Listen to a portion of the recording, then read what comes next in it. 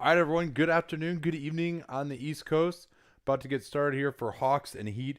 Danny's not here yet due to the vagaries of public transportation coming out to Berkeley from San Francisco, but he'll be here in like 5 minutes or so. So you'll have to suffice with just me. Interested to see a lot of things tonight. Yeah, no Trey Young. You can just turn it off right now. No, wait, just kidding. I think there's still a lot of interesting stuff. We're going to get to learn something about like Cam Reddish today, actually, which I'm looking forward to. Going to get a good look at the Heat youngsters, Kendrick Nunn and Tyler Harrow, both of who have been really, really good so far to start the year. Kevin Herter hopefully can play a little bit more than he's been playing so far. DeAndre Hunter is probably going to get some chances with the ball. Also, John Collins, they're going to go to him a lot, I would imagine, even in the post. These two teams actually just played a couple of days ago, so there's that element as well. And the Hawks will be at home, so maybe they'll be able to keep it competitive here. Let me get the questions lined up so we can talk a little bit before we get started.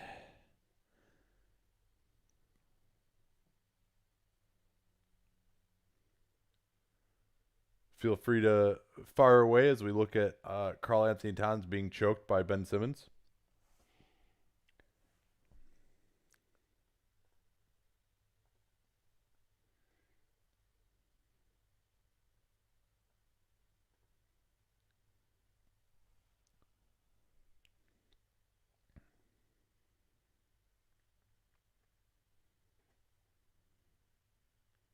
Man, I can't believe I'm not just getting blown up by questions. We're streaming on YouTube, so you can sync the streams. Yes, we always do. It is live right now, in fact. I am looking at it right now. In fact, because I forgot to mute my computer, you probably even heard the stream like 20 seconds behind where it actually is. What do you think of the Celtics this season? Yeah, really, I'm interested to see whether they're going to be a defensive powerhouse or not. They've had a couple of nice close wins against good teams, Toronto and Milwaukee. See what they look like on the road. What's the jersey? See how much you guys can see that. Yeah, number 15, Arvydas Sabonis. Podcast is great. Thanks. Needed dressed as a Russian agent for Halloween. Yeah, me and LeBron decided to dress up as communists. Um, Thoughts on Ben Simmons not being suspended? I mean, there are conflicting reports on that, right? Woj was saying the Wolves were pushing for it. Then I think it was Shams who's like, oh, he was actually being a peacemaker and had the hilarious phrase that Simmons was calming Towns down with his arms, which I think we may be working that in. Nate rocking the LeBron jersey. I love it. Um, by myself, yes. If you missed it at the beginning, Danny will be here pretty shortly. The vagaries of public transportation have fixed it, so he's going to be slightly late. He'll probably be here in like 5 minutes or so, but you'll have to suffice with me. Does this game like not start until 4:30? That would be a real bummer. Let's see what it says here. No, it says it starts at 4, so it'll probably be starting after the next commercial. Um, Opinion on the Kings not picking up Giles' option. Yeah, that came out of nowhere to me. His knees must be in pretty bad shape, and he hasn't been able to start playing yet this season, and it has been dealing with knee soreness through camp. But he was like, oh man, this guy's a foundational piece. Watch out for this guy. It was all the stuff that was coming from them last year. He was bad at the start of the year, started to show some signs. It was a little surprising even that they signed Rashawn Holmes because you thought that he was like part of their solution, at least at backup center. But maybe this casts a little light on that now. Another concern is avoiding the tax if they want to re-sign Bogdan Bogdanovic. But, I mean, if they keep playing like this, I think a lot is going to have to change in Sacramento. Like Vlade and all those guys, be pretty happy that contract extensions were handed out before we saw what this Kings team looks like. I think they're going to be better a little bit, but Uh,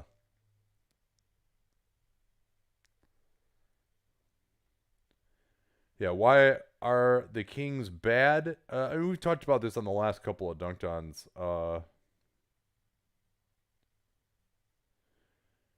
Don't you hate when foreign players won't go all the way in and own their opinions? Jay Williams did it the entire time in the low post. I haven't listened to that one yet. What do you think? The Bucks relatively slow start? Yeah, I was hoping for a little more from Giannis, to be honest. I mean, airballing consecutive free throws yesterday, like that's not pretty good. Like the jumper hasn't looked amazing. Like he hasn't had this dominating start to the year. I think that's been a big part of it so far. I haven't really looked in hard into their numbers yet, though. That's probably something that will do if this continues over the next week or so. Mavs gonna make the playoffs? Huh, that's a good question. Let's see. As a Celtics fan, I'm pissed that the Kings seem to have had a fluke season last year. Yeah, I mean, that was looking like a huge pick for them, and then ended up being number 14 in the end. So, all right, let's go through it here. In the West, on the Mavs making the playoffs, Rockets, Nuggets, Clippers, Jazz, Lakers seem like they would all be in. But you can make the argument the Mavs, and actually 538 has them as the 6th seed right now in theory. I mean, Warriors are going to be out. Wolves, I'm not quite buying yet. Thunder, off to a tough start, although they have a better point differential. Blazers will probably be there in the end. Spurs will probably be there in the end. But the Kings and the Pels and the Warriors and the Thunder all being off to miserable starts, that looks really good for the Mavs, in addition to the fact that they have played pretty well.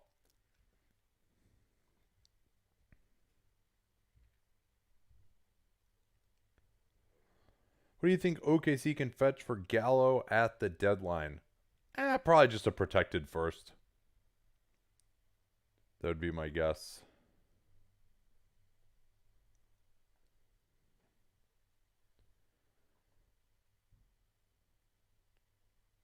Now, Danny is not late.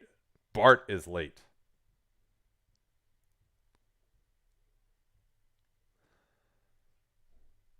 How long is CP3 a member of the Thunder? I think he will be at least through this year.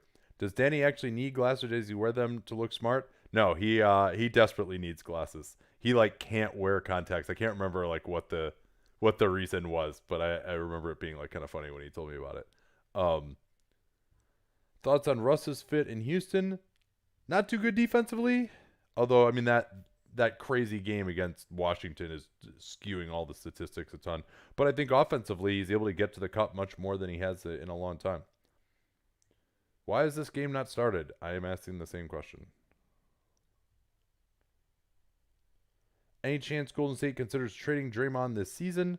I think they will be eligible to do that before the trade deadline. I don't think so. The hard cap really makes things difficult. Also, just to trade him before you even get a chance to see what the team looks like with everyone back healthy, I think would not be something that would be a smart move. It could happen. I mean, they legally can trade him at the 6 months prohibition after the extension that he signed should expire just before the trade deadline. All right, a lot of Hawks fans here for the 7 o'clock start. This is actually earlier than they usually do. Atlanta traffic is well known. Favorite national broadcast announcers? The TNT color people really are not any good. Used to love Marv, but unfortunately, I think he's kind of lost it a little bit just in terms of making some mistakes. Nate Duncan and Danny LaRue. Oh, here he is. I can hear him right now. At least, hopefully, that's not some intruder. Actually, make sure We might get some trick or treaters here. Will not be. Oh wow, that is a fantastic jacket by Kristen Ledlow. How many games until you get a sense of what's real? It depends what it is. I think 5 is reasonable actually. Steven Adams slow offensive start, cause for concern. Yeah, I think so. I mean, he really has kind of been taking a little bit of a step back these last couple of years. I wonder if all these injuries are taking a toll, and then he's been out with the knee contusion. All right, here we go. Cam Reddish at point guard. They're starting Herder in place of Trae Young. Double screen. Reddish looking for Collins on the roll. Now they swing it. Collins back to Herter. Collins mid-ranger. We're going to see a lot of mid-rangers, I think, from the Hawks, which you don't normally hear. Heat control, and Jimmy Butler gives it his first attempt. Myers Leonard and Kendrick Nunn, not who you thought would be starting for Miami. Duncan Robinson as well. Here's Leonard off the screen. That's off. Reddish rebounding.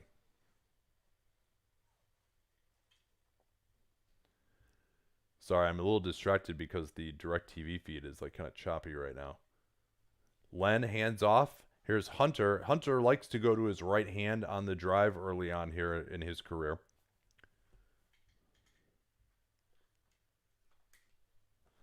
Yeah, seeing Duncan Robinson, yet another Sioux Falls success story for the Miami Heat. Hunter flips it to Reddish. Reddish engaging Leonard in pick and roll into the lane, fouled from behind by Robinson. And thankfully, with those fouls, I only missed about a minute of game action. So hopefully everybody can hear me okay. We'll test that in a second. Here, I'm gonna actually see if I can turn this off and turn it back on. It's like the feed is like really choppy right now. Hi, everybody. Okay, maybe I changed to TNT West. There we go. Rather than just regular That will change TNT. the latency issues. Actually, let's get the other TV set up here too. So a couple of free throws for Reddish. He's guarding Kendrick Nunn. They'll switch that split action. Now they switch again, and nice help from Reddish, actually. That was a good job by him. The Heat knew what was coming, that there'd be a switch. They sent Robinson to the weak side. Reddish recognizing the dummy action that they wanted to have the open side to throw the lob to Adebayo. He came over but committed the foul. But that's the type of recognition you want to see from a young defender with tools like Reddish has. Here's a nice cut from Butler. Shoots over Hunter. Air ball. Nice recovery from Hunter. I thought Butler could have just gone up hard with the left hand underneath. Drag screen for Reddish. Reddish into the lane. Floats. Not there. Kept alive by Len, but Leonard controls. Now Butler looking for Nunn off the Leonard screen. Now Leonard pops out. Handoff to Robinson. This is a kind of a limited Heat starting unit here. Adebayo looking for cutters. Now he hands off to Nunn. Nunn pulls up for his mid-ranger. That's short. Nice rebound by Adebayo. He got fouled by Herter. No call. And dunks it. Yeah, and a nice job by Bam of sticking with it. I didn't think he actually had position originally, but then he had more vertical than anybody else and was able to hold it. How do you think the Alex Len Eastern Conference All-Star campaign has been going so far here as he jacks a three and hits? After that three, maybe it's looking a little bit stronger. Yeah, he's going to have to average more than 18 minutes a game, though, I would say. I would say so. Leonard looking to get it back to Nunn. They switch this a couple of times. Now they double Nunn. Help comes nicely from Len. Leonard gets him in the air, and not a good foul there from Alex Len. A Myers-Leonard right shoulder turnaround. You should just stay solid, stay on your feet, contest it, and live with that.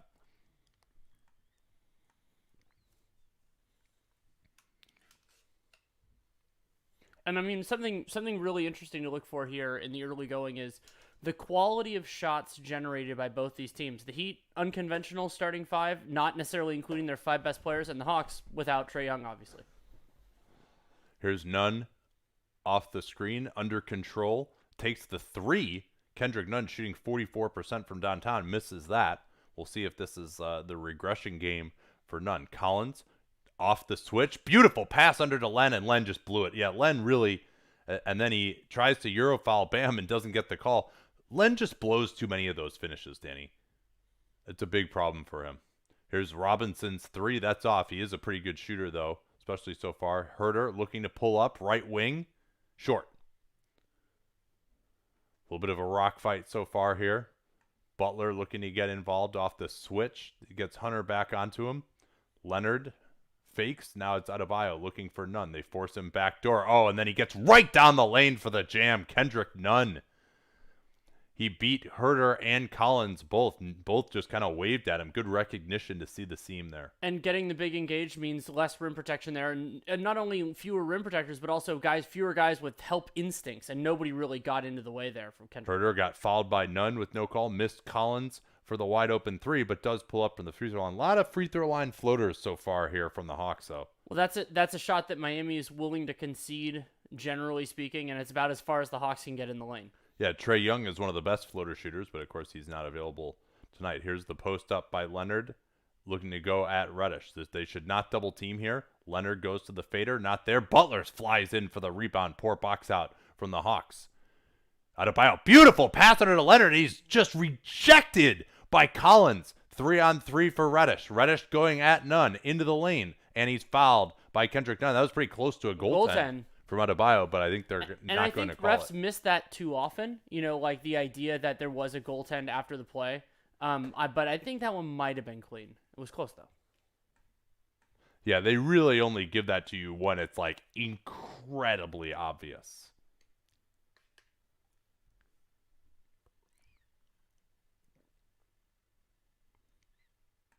But I think they should be more fastidious about calling that. I mean, after all, the reason that shot can be blocked is because the foul took place, usually. Yeah, that's true. He's got to kind of float it up there because he got fouled. So Atlanta off to a nice start defensively here, though the Heat have blown some opportunities. But again, this is a pretty limited starting group for Miami. Butler, look off the switch. They're switching that 3-4 action between Adebayo and Butler. Jabari Parker is in, post up, Bam, going into Hunter, steps through, stopped by Parker, but a foul.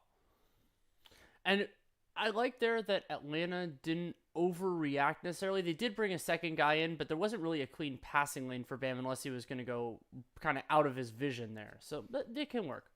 A lot of post-ups here early for the Heat. I mean, and that actually was a good block by Bam as they show the replay. A lot of post-ups for the Heat early, but, I mean, Bam Adebayo and Myers Leonard, that great of post-up guys. I mean, they have, like, pseudo mismatches, but if I'm the Hawks, I'm not going to overreact to those with double teams until those guys score a couple.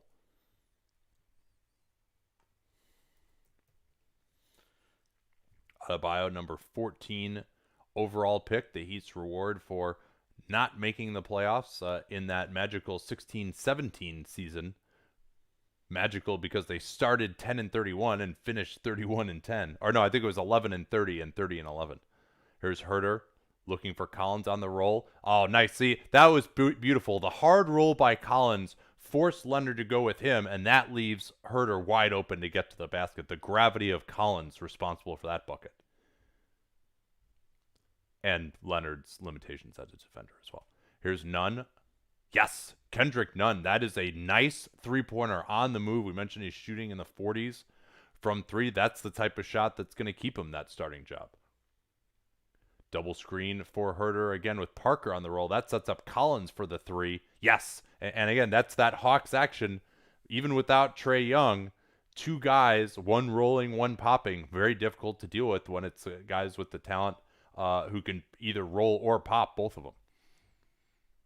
Nunn, under to Leonard. Again, they shouldn't overreact to this post-up, but they do. They lose Nunn. He's open, but misses. Parker, looking to attack in transition. Heater back. Collins, back to Huerter. Huerter finds Hunter. His three left wing is way off. It looked like Collins was in position for the rebound, but just bounced away from him, got to Bam. Yeah, nobody expected to miss that penalty. Oh, that's a nice deep post-up from Myers Leonard. See, that's where the post-up and the size can be effective. Early offense, no help available. Get the guy fronting you, use your size. The turnaround jumper after three back-down dribbles, that's not what you want in that situation. Here's Collins, quick release over Leonard. That's off. A little early of a shot, but Hawks are pretty limited offensively, so you got to take these shots where you can get them against a good Miami defense. Here's the switch. Butler at Parker. Backdoor. Robinson. Nice. Huerter was beaten. Yeah, and Huerter was so aware of Jimmy Butler driving that Duncan Robinson took advantage when his head was turned and ran straight to the basket. And Lloyd Pierce will get a timeout with Atlanta's defense starting to decouple to some extent these last couple of possessions. And we go into the under 7 timeouts. Oh, we got a question from Dylan Patel. Is Kendrick Nunn eligible for the Rookie of the Year? Is he eligible for MIP? He is eligible for Rookie of the Year. He had not played in an NBA game, like a regular season NBA game before this year. And I mean, technically anybody's eligible for MIP. Is that true? Yeah, I mean, I guess I mean, that's the Blake Griffin rule, isn't it? what do you mean? He didn't get most improved player. No, for Rookie of the Year. Oh, rookie of the year, he's Yeah. for sure eligible. But most yeah. improved, no, most improved. I think anybody is. I mean, I don't think it technically says that you had to be in the NBA last year. Yeah. I mean, maybe you could be. He would be most improved over his G League performance Yeah, last year. I would say he's playing like eligible. this. I mean, I don't know that he'll win, but I would say Yeah. that he's eligible. I mean, especially because he was in the NBA system. Like, that's not even like he was in college. We did a long breakdown, by the way, on him on today's Dunk Down. We had a mailbag question about him, so Yeah. if you want to hear more of our thoughts on his performance going forward, give that a listen. I think it might have been the first mailbag question we did, actually.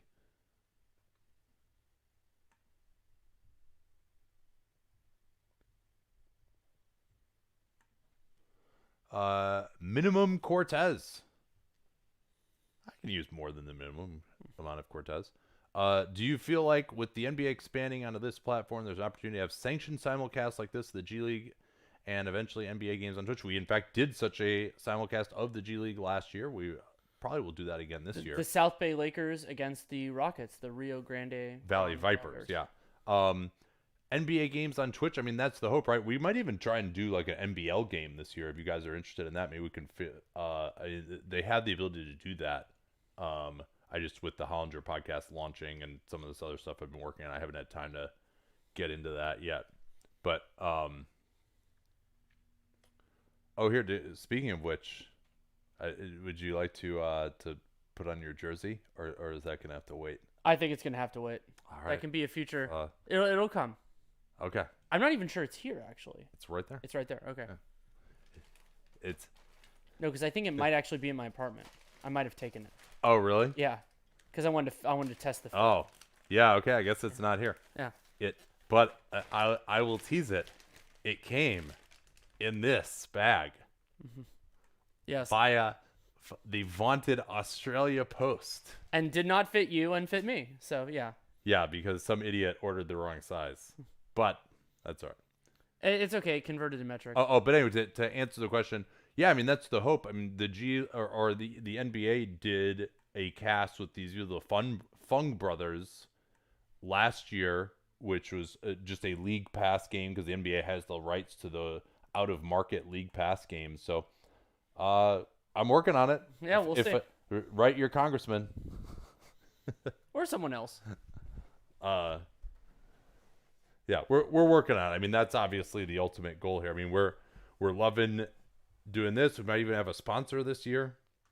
Danny, is that an Oregon Trail shirt? If so, what did we die from this time? The shirts are always dysentery. The shirt is also dysentery. Yeah, I've had to change the kind of the. Oh, we're back. Yes, we are.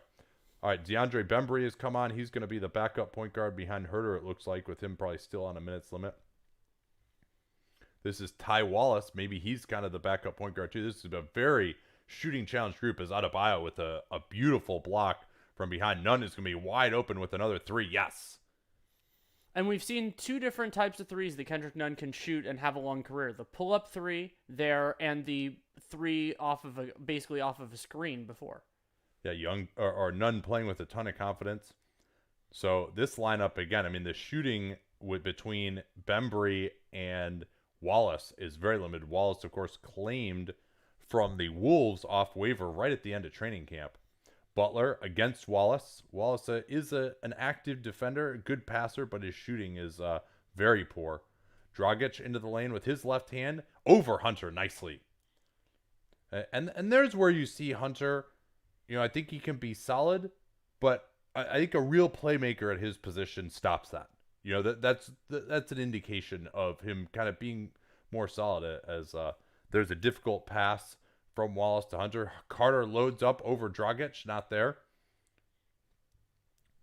Butler, who hasn't done a ton yet, looks to use Leonard in pick and roll. Gets the switch with Carter. Leonard posting up again. We've seen a lot of posting up. Good job switching back by Carter, and he almost got the deflection 9 to shoot for Miami. And this could end up being an example of how injuries affect your entire rotation rather than just the starting five, because now Atlanta has even less creation in their second unit, also coupled with Evan Turner being unavailable. So it's going to be really hard for these lineups to do well against Miami. And now Tyler Hero's in the game. Yeah, Hero, 29 points. He was fouled on 4 3-point attempts in that game the other night. Who did they play? I forget. It was some bad team. Oh, it was the Hawks. Yeah, it was. Yeah, they played twice in the same week. Something that, as you know, I hate. Yeah, here's Leonard with the right wing 3 and Miami taking control after an early Hawks lead. Bruno Fernando has come on. Like what I've seen from him. What was he, the 32nd overall pick? He's blocked from behind and fouled by Adebayo off a nice drive by Bembry. That's the old Quinn Snyder drive, the catch it and be going as you're catching it. That can give you some gravity even if you're not a great 3-point shooter, which Bembry is not. And Fernando's looked pretty good. I got distracted from that. I'm always skeptical of second-round bigs. It's kind of the idea of if you fall out of that, there might be a reason. And I was unfamiliar with Fernando's work as a Maryland Terrapin, but he's looked like a solid potential backup center. Yeah, he was not 32. That was actually KZ Akpala, who plays for the Heat at the moment. It was the 36. number 34 overall pick. We were both wrong. I love when that happens. Yeah, nothing better. 5-point Miami advantage. Harrow screening for Butler. Herter is returned. Adebayo's corner 3 is good over Fernando. Fernando cheating in a little bit on Butler, but that's not necessarily in the scouting port for Adebayo. That would be a nice add to his game if it happened. So Atlanta struggling mightily to score right now in these Trae Young-less group. Good switching from Miami. Bembry going at Harrow into Leonard. Fernando setting up Wallace, not a threat to shoot in the corner. And then you see a lot of these guys who can't shoot, you'll see those travels or the stepping out of bounds in the corner when they try and drive it after passing up what would be a shot for a lot of guys. I feel like Ty Wallace and Christian Wood are like brothers in arms who've bounced around the league, not necessarily for a great reason. Like, I think both of them are capable NBA players, but just like 14th, 15th guys, seen as that way by teams, even though I think they're better than that. Especially in Christian Wood's case. Less so in Ty Wallace's. Thoughts on the disappointing start for the Nets? I think that their defensive intensity has been wanting. It is worth noting, I believe their opponent 3-point effectiveness is really high, and that's generally something that will balance and equalize. And then, Kyrie's been amazing offensively, but I don't really have a feel for their identity on that end of the floor other than Kyrie do a bunch of cool shit. Can we up your volume a little bit? Anybody else want us to do that? You can maybe put your microphone a little closer to your... Yeah, it might be that it's like... Yeah, part of the reason I have it a little lower is because, like, when we really react to something, I don't want it to distort too much. Yeah. Like, then it just goes off the scale. But we'll see if anyone else thinks they want it. Yeah, I moved it. It should be better now. Yeah.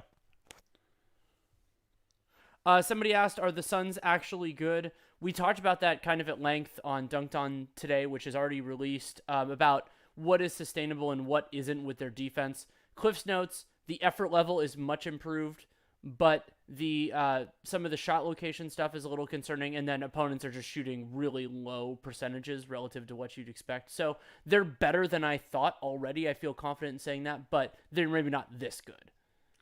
All right. Let's see. Rui hit 3 threes in that record-setting game against Houston. Anything there? I mean, that was such a weird game that I don't want to read into anybody's offensive performances necessarily. Those were his first 3 3-pointers of the season, according to the Wizards. Oh, this is an interesting one from BIK. You mentioned poison pill provision on the pod. How likely is it the 2 poison pill guys get traded for each other? That actually cannot happen because of that's a great example of how it doesn't work. It could, but both teams would have to have trade exceptions. Cap space. Because each one of them would count far less as they're going out than going in. So it's like, I'm giving you $15 and you're giving me $5, and so that doesn't work. It doesn't work if you have to reciprocate it. So that is actually a harder trade to make than some of the other ones. So I wouldn't expect that to happen. All right, I bumped the volume a little bit on the mixer. Hopefully that's not going to be too loud still. From Dylan Patel, I've seen ideas floated for a D'Angelo Russell for Covington trade. Is that possible this year in any form, or would that have to wait until the next league year?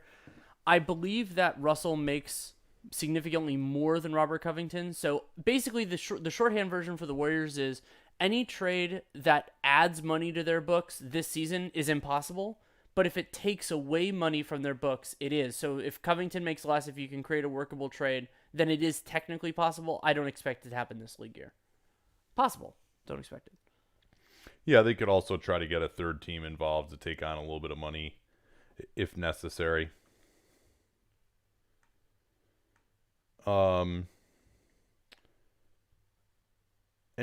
right, we're back.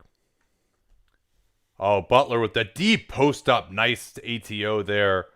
Heat have gotten a couple of those quick buckets right under the rim, and Adebayo evolving nicely as a passer so far this year, as Dragic is going to get called for shoving Bembry in the back off the missed corner three from Herter. And good on Bembry to get beat on that play and then hustle enough back to get in position to force that foul. You know, like some guys could hang their heads a little bit, especially with how much he's going to be handling the ball in the second unit.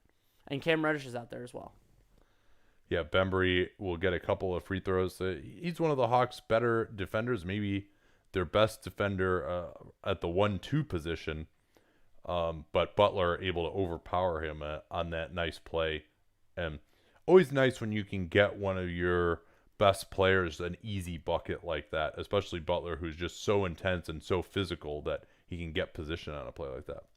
1 out of 2 on the free throws. Bam screens. They're going to switch this with Fernando. Trying to post up again here, though. They've been going to the post up. Adebayo into Bembry, and Bembry commits the foul and one. And Bembry is going to say that his arms were straight up on this one. They were not. No, he got moved enough by Adebayo to get position, and then just dropped him a little bit. And foul trouble is another way when a team is shallow that they can get in further trouble, because then narrows the rotation even more. Yeah, it's really been Miami now hurting the Hawks on offense. They're up to 27 points on 18 possessions prior to this Adebayo free throw, which misses. Hawks 16 points on 18 possessions. And the Hawks, remember, a team that benefited from poor opponent three-point shooting early in the season. Hunter looking to get to his right. Dragic won't allow it. Underneath the screen, they switch on now. Here's Collins. What a drive that was. Just the slightest bit of miscommunication between Olynyk and Adebayo let Collins go past Olynyk and get fouled. Olynyk struggling to shoot the ball this year. He had a huge game against the Bucks in their upset win in Milwaukee, but other than that, basically hasn't hit a shot at all this year.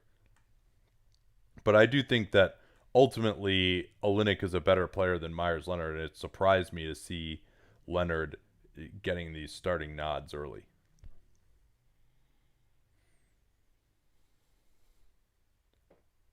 John Collins, he's going to have a monster game tonight. Interesting that we haven't seen any ISO type plays for Collins. He was a good post-up player in college.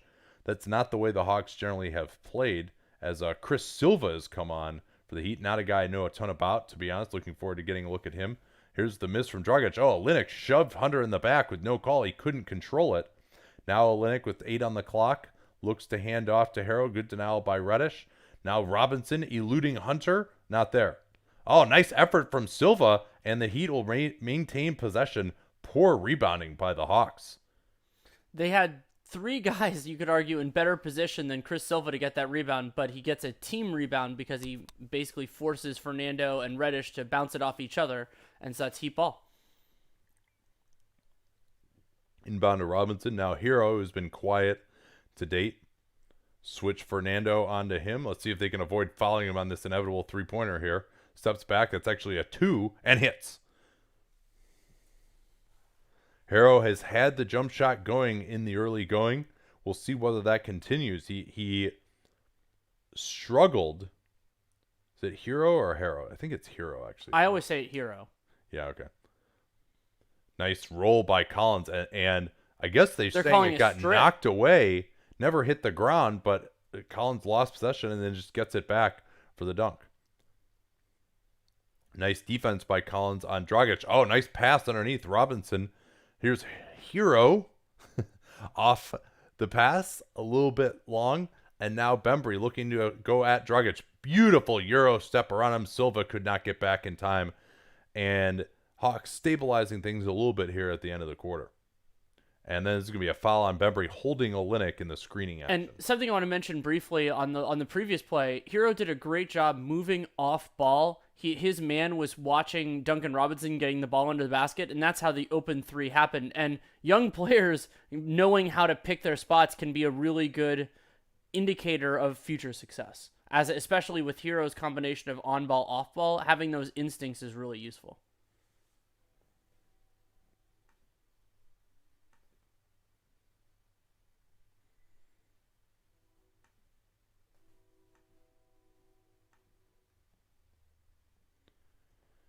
Jabari Parker returning. He has been about what you would expect. I would say, they haven't gone to him as much as an isolation creator. They're going to try for the 2-for-1 here. Reddish just taking his sweet time. This is not good. Hands off, Bembry, Parker. He'll shoot it. Right past Silva and scores. But 28 is a little bit too late because, remember, you can't advance the ball or anything. So if they shoot this close to the end of the shot clock, Atlanta's not going to have enough time. Yeah, I mean, if Reddish had just brought the ball up more quickly, they might have actually had enough time. We'll see. We'll see when the Heat actually shoot it. Dragic into Reddish. Stopped by Reddish nicely. Now they throw it ahead. Bembry going in on Robinson for the massive jam. Well, they had enough time. Nice pass out there by Reddish. Bembry hustled and got there. Yeah, DeAndre Bembry, when he gets out in space, can actually get up for some dunks on occasion. Here's Olynyk. Floats it up. Ooh, almost scored that ridiculous shot. There is no way the Hawks should have given up something like that, considering it was like Olynyk from a mile and a half away originally. Nice dunk by Bembry. All right, catch you up on scores here. 30-26 with a nice comeback by the Hawks. John Collins leading them with 7 points. 2 block shots for him as well. Only 4 assists for the Hawks, which is not well, but on only 8 made baskets, so it's not that. Yeah, and I guess 8 for 10 from the foul line, so maybe they have some free throw assists. Heat have been doing it mostly because they have 0 turnovers so far. Not particularly efficient outside of that, right around league average true shooting. But when you don't turn the ball over at all, and you get a few offensive rebounds, win the possession game, that's how you get a 30-point first quarter. And the Heat have done a lot on jump shots, but also some cuts to the basket. 9 assists on 12 made baskets, but that's a nice little ratio there. And 2 block shots for each team. Yeah, 130 offensive rating for Miami.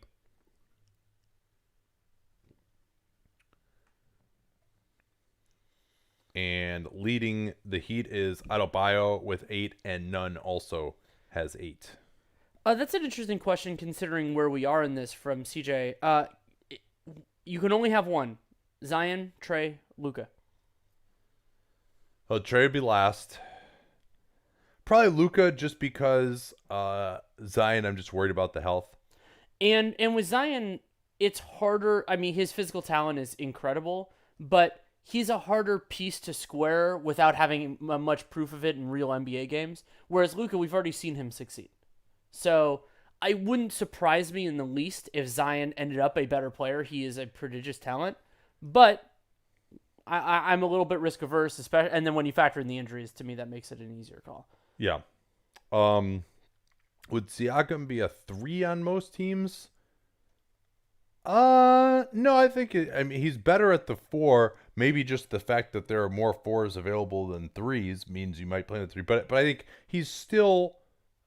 We'll see how the shooting comes around. I mean, this is really the first year that he's shot the ball in a manner that might actually work for a 3. Yeah, and defensively, to me, I like some of what he could do as in a help capacity, and depending on the structure of another team's offense, like you can often be closer guarding a 4 than guarding a 3.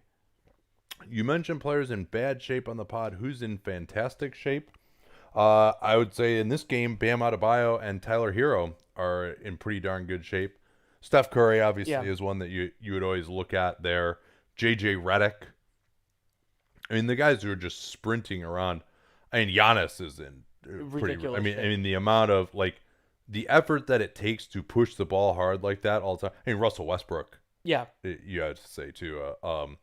Even if he has some low effort plays, I think that's more mental than physical. Kevin Herter's minutes restriction is really going to kill the Hawks if this game is close down the stretch. Correct. Yeah, I mean he's been their best creator, and so if he can only play limited minutes at some junctures of this game, that'll hurt. Yeah, I'm guessing maybe it's been increased for this game. He's already at 8 minutes. All right, we're back here. Bembry trying to bother Dragic as he brings it up floor. Olynyk and Silva in the front court. Robinson and Hero in the backcourt. This Heat roster, this is not like a murderer's row of guys here, at least in terms of being established. Hero, difficult shot. Well, and Hero not creating any separation there is a little bit concerning. Like he has a good shot. I mean, especially like if that step back is not going to be a 3 and it's going to be from like 21.5 feet. Reddish looking to go at Robinson, swings it to Carter. Late clock. Carter is going to have to create. Goes through 2 guys, tries to draw the foul. Looping pass out. Len's going to just have to jack, and an air ball there. No shot clock violation. Dragic, Hero across the lane, finding Silva, right back to Hero. Good movement from Hero, and Olynyk beasting Carter for the rebound. Hero again. Yes. And the way that he has moved without the ball, I think Lloyd Pierce needs a timeout here because he has got to be pretty damn annoyed with this poor rebounding from the Hawks right now. Yeah, and I mean it's been a lot of them have been either effort or recognition situations. Like sometimes the Hawks have even been in position and just not gotten the ball. Catch you up on the shot charts from the first quarter. Miami doing damage around the rim to the tune of 5 of 7. Atlanta 4 of 5 around the rim. A pretty pedestrian shot chart for them. Only 2 of 8 from downtown. Nothing really standing out on either of those too much.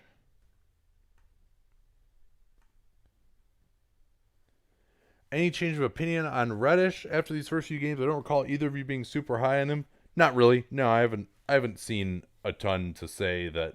I mean, it's really going to be one of those things where you watch him. He looks like he belongs from an athletic standpoint, but we knew that about him. I think he's been fine defensively. He was fine defensively at Duke. It's going to be one of those things where, especially because he's a support player, we're just going to have to look down at after 2 months and see how he's shooting the ball. That's going to be big. Yeah, and if he can be, to me, he at least at this point in his career, more of like a secondary ball handler on a maybe even a second unit, and that there's value in that to be sure, but it's shooting and defense and all of those things to me, unless he can establish a real value as a as a creator, like I think that's not going to be where his calling card is. It's just so hard. We had a note in the comments that it's a 25-minute limit for Herter in this game. Can Andre Iguodala, or more accurately, is an Andre Iguodala trade to the Bucks workable? It is, but getting the overall outgoing salary back is a real challenge. It would have to involve Ersan Ilyasova, but Ilyasova makes about half of what Iguodala makes, so it would have to involve another outgoing Buck. Yeah, you would think that probably DJ Wilson would have to be a part of that. Maybe Robin Lopez after December 15th, but George Hill doesn't really fit very well in Memphis either. Maybe it would be Wilson, DiVincenzo, and Ilyasova. I think that would get you pretty close. Well, I mean, it could be George Hill and he goes somewhere else. Yeah, but they need George Hill. That's true. They let Malcolm Brogdon go. Yeah, so the matching salary could be difficult to find. But it is possible. And they're not going to get him through a buyout, so that would be the way it would happen. Yeah.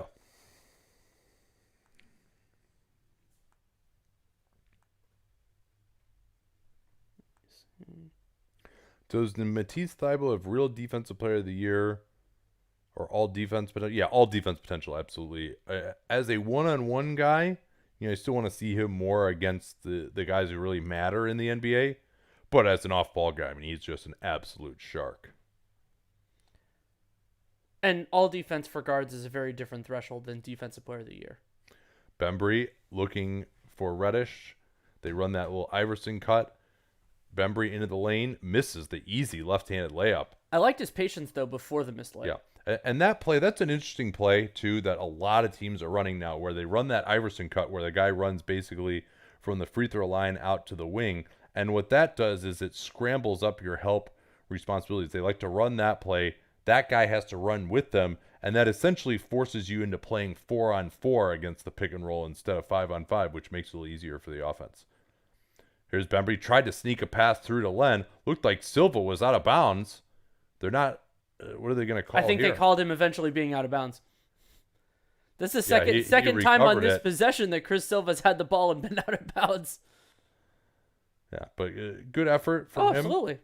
And it's only 4 seconds on the shot clock. Yeah, Eric Spoelstra running an extremely deep rotation. Let's see if he avoided getting. Yeah, I don't know, maybe he wasn't actually out of bounds. I don't know what they ended up calling ultimately. 4 on the shot clock. They're still discussing what's going on here.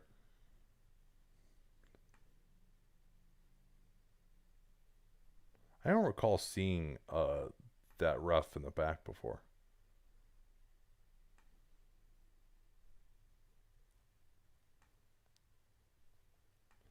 Yeah, Bembry will inbound from a little bit difficult of an area. Screen set. How did they get a fresh 24?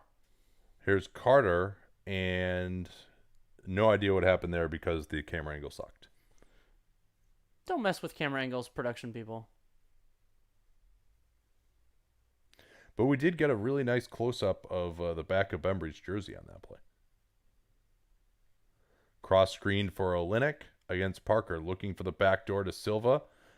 Hero didn't quite seem to know what the play was. Robinson had to tell him. Dragic to Robinson. His 3 from way out is off. And finally, the Hawks get a defensive rebound. Olynyk trying to get back into the play. Here's Parker. Oh, he went down. Ooh, I was worried he was injured there for a second, but he just slipped, I guess. Here's Robinson looking to finish with the reverse layup. And 4 Heat members running the floor. Hero realizing that somebody else had the line, so nice pass. Double screen set for Bembry. Out to Len. Hit one from that spot earlier. Not close that time.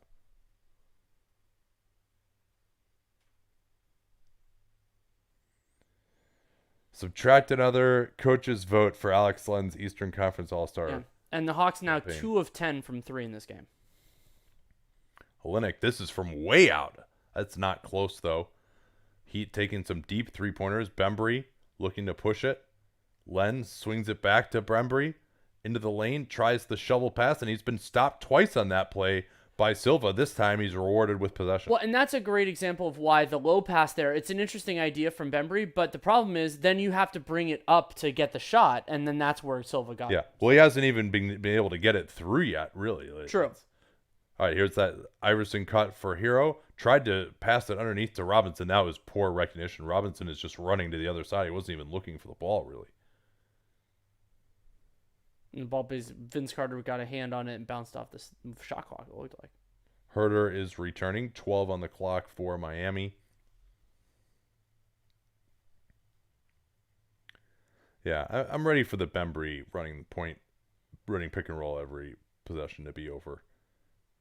Silva switches the angle of the screen for Dragic. His 3 over Len is off. Rebound Silva. Silva right back up. And again, the Hawks getting completely destroyed on the defensive glass. Len was out on the floor contesting the shot. And Jabari Parker, a very poor defensive rebounder, among others. Here's Reddish. Beautiful take right into the chest of Silva. Reddish has gotten downhill on a couple of these double screen actions. And he went right through Silva that time. Hero's trying to step back on Parker, not there. Silva thought better. Olynyk did not. His 3 is good. Kelly Olynyk is going to keep firing. That's what he's done in a Heat uniform. Good job by Silva looking for the handoff to Olynyk. And the Heat, 2 big alignments really hurting the Hawks. Parker goes right through Olynyk for the easy layup.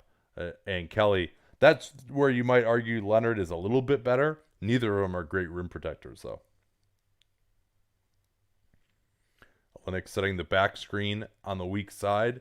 Here's the pick and roll. Dragic, weak side hero, closed out by Hunter, and a violation as he steps out of bounds.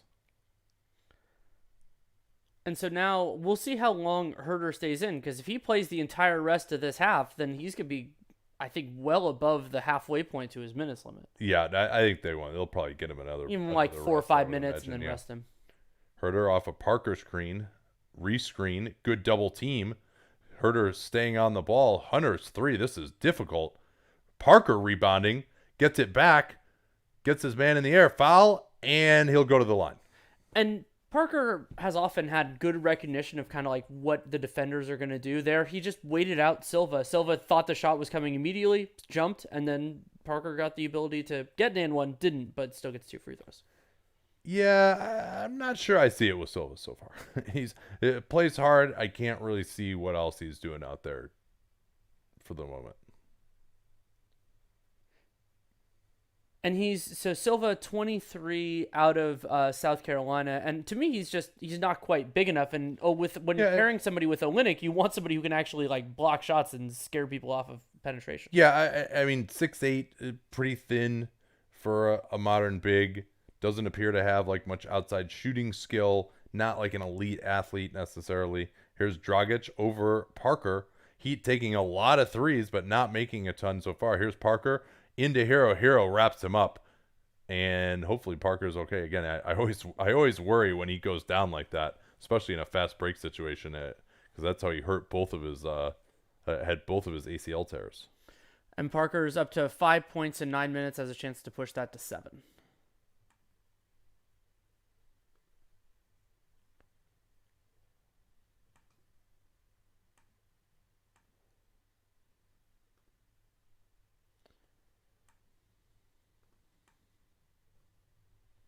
While we have a little bit of break, patreon.com/Duncan LaRue, great way to support it. We had a mailbag podcast come out about a week ago. That was a lot of fun. Yeah, Saturday morning.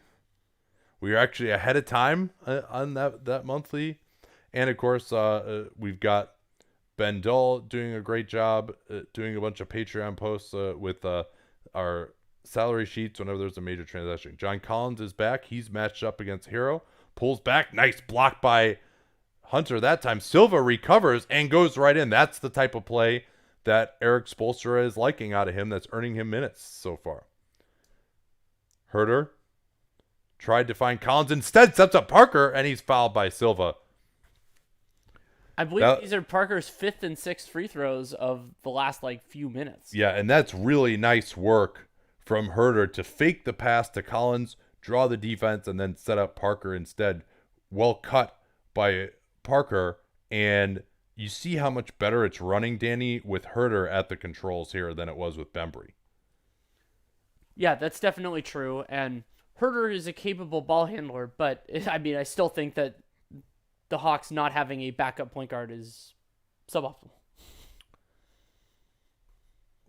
Silva replaced. Nunn is back in. We'll see what the Miami alignment is when they zoom out. Nunn, Butler, Hero, as the Hawks finally get an offensive rebound. Nice move by Reddish, but he got the ball in front of him just a little bit too much. And that's the sort of creativity that Reddish has that you saw from him more at the lower levels. A guy who's his size with that kind of ball handling creativity, some shooting ability, as Olynyk goes in with minimal resistance from Jabari Parker and Kevin Herter. Yeah, I don't exactly know what Herter was trying for there. It seemed like he jumped away from where Olynyk was.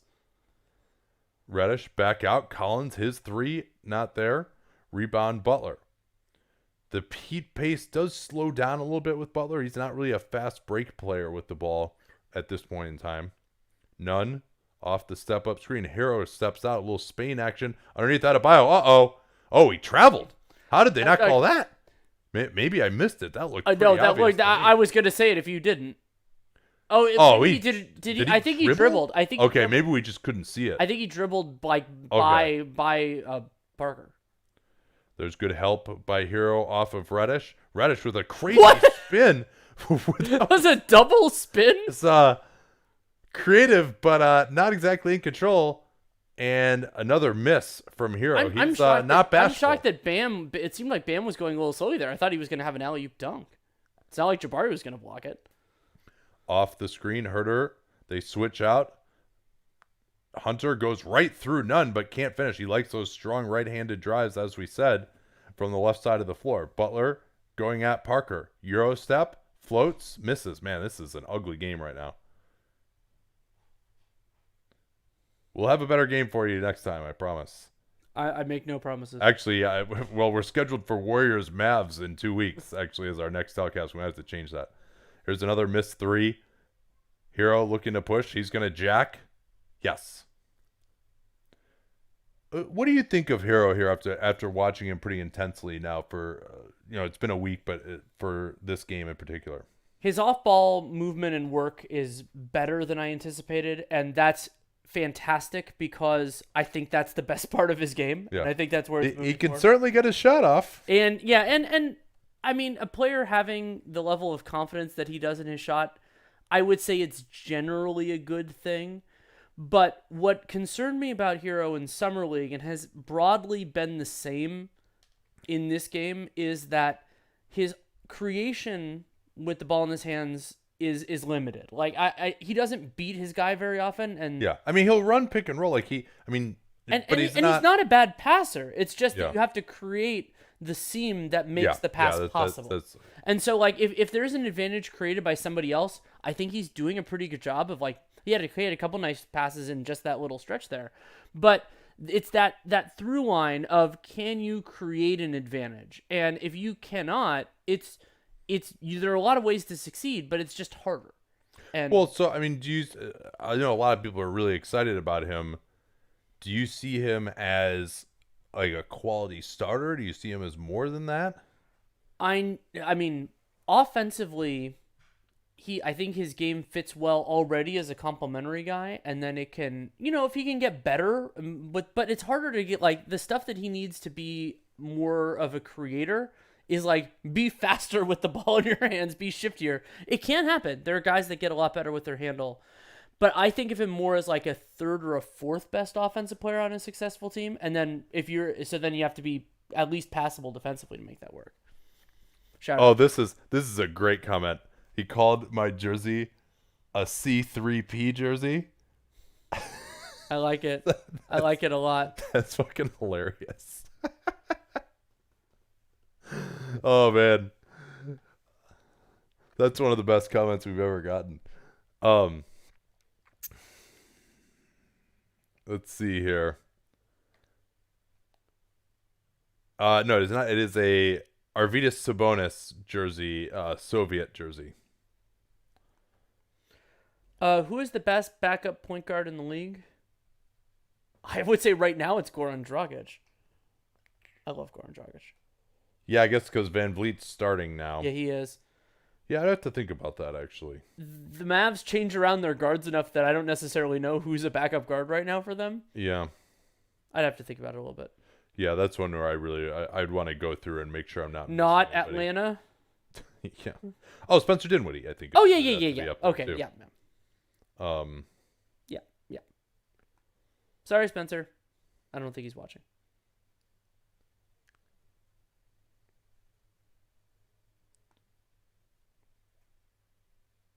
Yeah, I'm trying to see if we forgot anyone here now. And Lou Williams is like kind of a point guard. He's become more of a point guard. Well, he doesn't defend anybody, so you can put him on a point guard. Yeah. Would the Clippers benefit more from a passing point guard or a modern big? Modern big, because they're gonna have the ball in Kawhi and Paul George stands a lot. Yeah. All right, Bembry is back. Herter is out again. Here's Hunter's three-pointer. Nice pass from Bembry. Now he looks to go at the smaller Hero. Back out. This time this is Ty Wallace's three.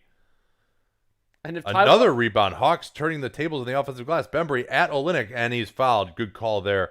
Olynyk tried to go straight up, but he jumped sideways into the path of Bembry.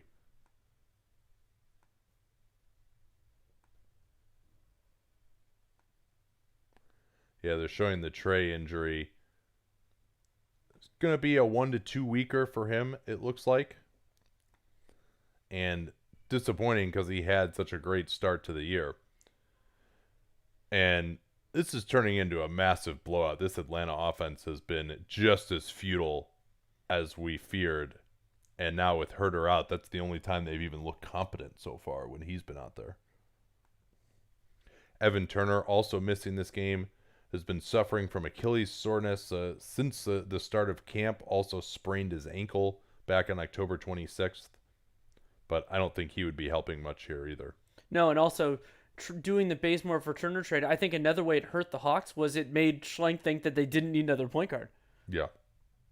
Beyond the fact that Kate Bazemore is a better player than Evan Turner. Here's Olynyk, lob to Butler off the front. Nice steal there. Damian Jones has come on. This is Wallace right down, and Ty Wallace can do that. He can push the ball, and he's an excellent finisher.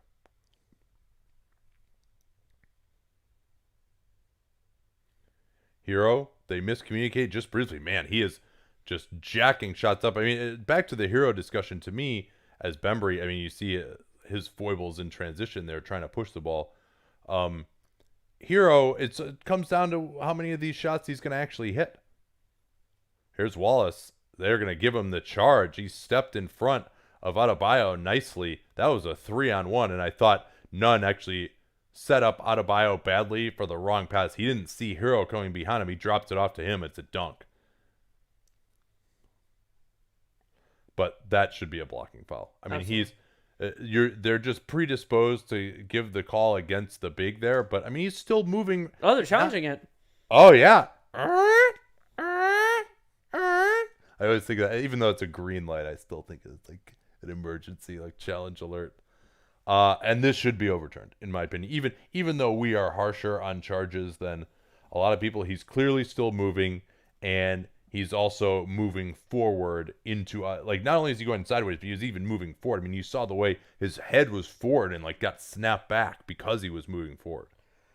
And that's when, in fairness, transition, you saw where Tony Brothers is to make that call. He just doesn't have the angle to see that. Yeah. Interesting question from Matthew McCullough. Can the Warriors compete for the championship in 2021 with the core of Steph, Clay, Draymond, or should they consider blowing it up, starting the rebuilding process early? First things first, they can't blow it up. You can't trade away all of their players. They're too good. So they're like, some people I think it's way too easy to blow a team up. But can they compete for a title? I think so. It depends really on where the Clippers and some of these other potential super teams are. The Lakers not really getting that third guy makes it more likely that the Warriors can be competitive. And they'll have a couple of tools to get better. The big Iguodala trade exception, notably among them, they'll also have the tax pyramid level. Kevon Looney will presumably be back and healthy at some point eventually. So yeah, I think they could be in. They if they're 100% healthy, they'll be in the mix. So we're going back to this review here.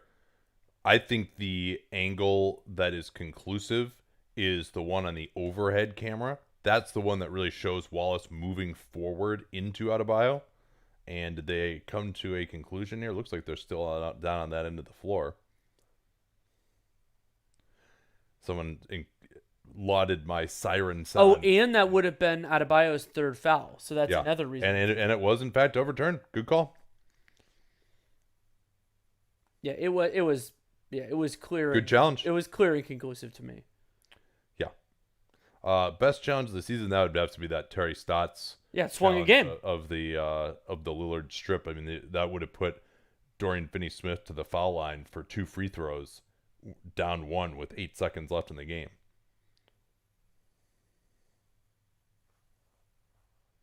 Yeah, someone lauded my siren sound. Danny would probably tell you to not encourage me. That would be correct. Yeah, I mean, that's a big swing there. I mean, they only hit 1 out of 2, but to A, not have it be the third foul on Adebayo, and B, take a turnover into 2 free throws. That is a big swing. Here's Wallace just sailing through. What happened there defensively? That was Bembry. Oh, no, they got him with the Spain action. Tyler Hero did not help out. The Spain action, again, is the initial pick and roll, and then a back screen by a shooter. Butler, guarded by Carter, pulls back. Not a good shot. I thought he could have done better there. Bembry looking to push it up. I like Wallace more with the ball here than Bembry, to be honest. I think he's more of a natural point guard. Wallace looks to get into the lane, creating space. Right hander. Nice. He moved Jimmy Butler. Ty Wallace was just on a loaded Clippers team all last year. Didn't play well, admittedly, when he did get the chance. And then Minnesota moved on for him. Now Wallace trying to take the charge. He'll get it. Challenge! Challenge! Obviously you can't because you only get one. But it's, I think you like that a little too much. okay. And that's actually I believe the 11th or 12th foul on the Miami Heat. The Hawks, part of how they're staying in this game, yeah, they missed a ton of free throws, but they've taken 18. The Heat, by comparison, have taken 7. Now Wallace will get a chance off the screen by Damian Jones. Same play they just ran. This time they switch it properly. Kendrick Nunn did a better job. Now Bembry off the screen into the lane, right down on Adebayo for the bucket. Adebayo did not want to pick up his third. Nunn. They'll swing it around looking for Hero off the split cut action. Instead, they come back to the near side. Butler backdoor. Adebayo dimes him up for a foul. Great pass. And a good hard cut by Butler. That is something that his game was really built on early in his career. He had a great chemistry with Pau Gasol in his initial breakout season in 14-15. And it also represents a slight difference in the offensive role for Bam and Hassan Whiteside. Bam is a very talented passer. Actually, I believe he's led the Heat in assists once so far, but he just is a capable passer. Should teams get another challenge if they get it right? I don't like the challenge, so no. You don't? Why don't you like the challenge? Challenge! Challenge!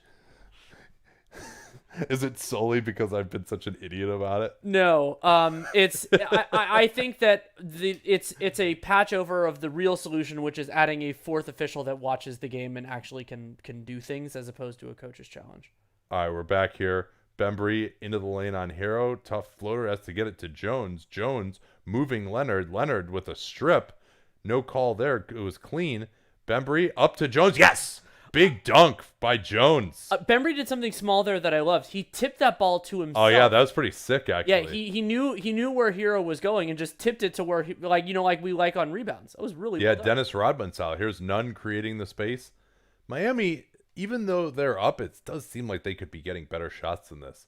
Bembry drag screen into the lane, floats over Leonard. Nice pass scores. fake. Yeah, Bembry. We've got a 5-point game, buddy. Yeah. A somewhat uninspiring 5-point game, but a 5-point game nonetheless. I'm still enjoying it. I mean, there's a lot of new players. It's basketball. It's fun. There's a lot of new players to take in on both these teams right now. I mean, it is interesting to see the Heat. I mean, of their stalwarts on this team, who really is even around anymore? Adebayo. That's it in the starting lineup. Adebayo, Dragic, Olynyk. Those three are the only guys who are really playing right now. Justice Winslow is out today. That's part of it. I didn't see what his injury was, by the way. I want to see some James Johnson. See how he's doing in the conditioning program. Lower back stiffness is why Winslow is not playing.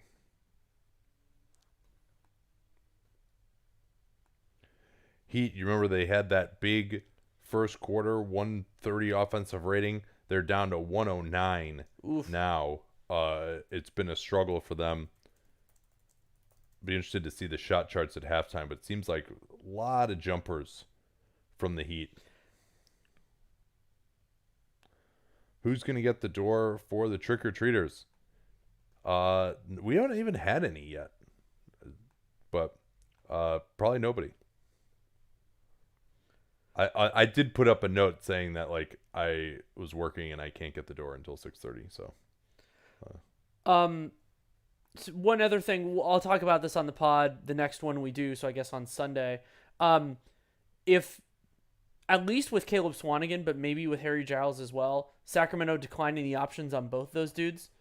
Giles, I would keep around. Yeah, I think he's. Yeah, I mean he has enough physical potential, unless his knees are just so screwed up. But Caleb Swanigan, just cut him. There's no use in having him on the roster. Yeah, I mean, maybe salary filler, but someone else would have similar salary filler. Here's the swing for none. Help comes from Collins. Uh-oh! And that was a good pass, a good righty pass from Tyler Hero. Like, he can do that sort of thing. He didn't create any sort of seam, but he saw the play well. Yeah, Collins a little late reacting to, but that's a straight blow-by drive.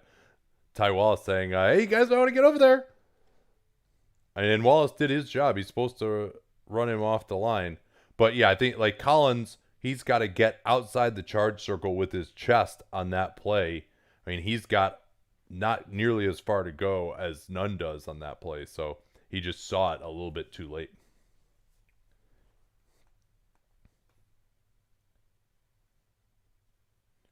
Two more free throws for Nunn, who's had an effective first half. 9 points on 3 of 7. Couple of three-pointers. Wallace looking for Carter.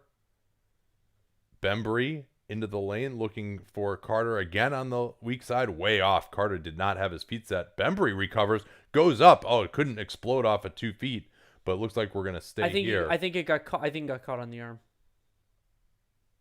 No, I think they're calling actually Robinson fouling Damian Jones. No, I'm wrong about that.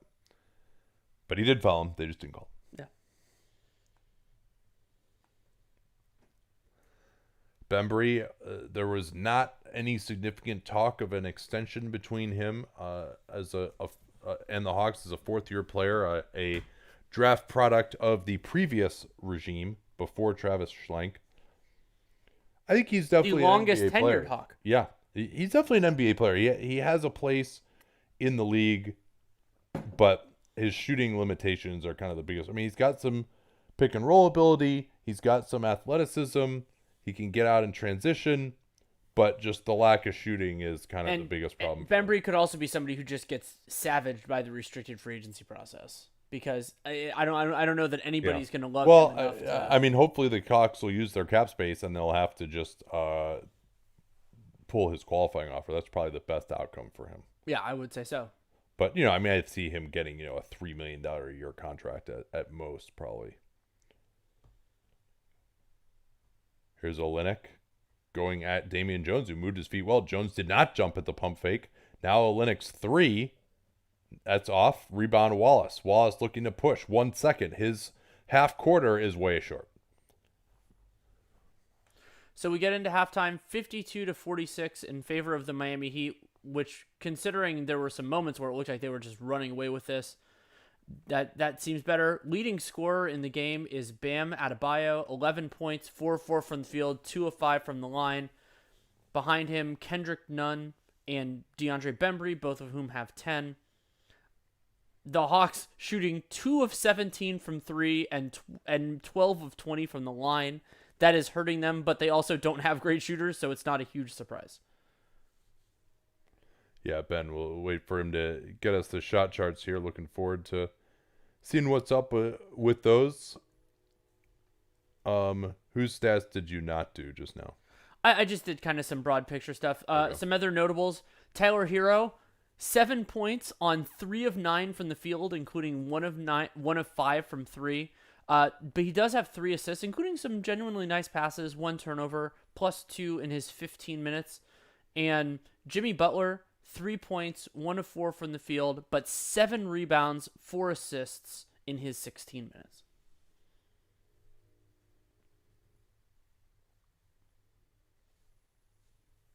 Catching up, see if there's anything useful on Twitter. So I mean, it is kind of interesting for me how every game I watch John Collins, I get more conflicted about how I feel about John Collins. And this one, 7 points +10. I mean, for the Hawks, I mean, some of their best moments were in the early going when they were actually being decent offensively.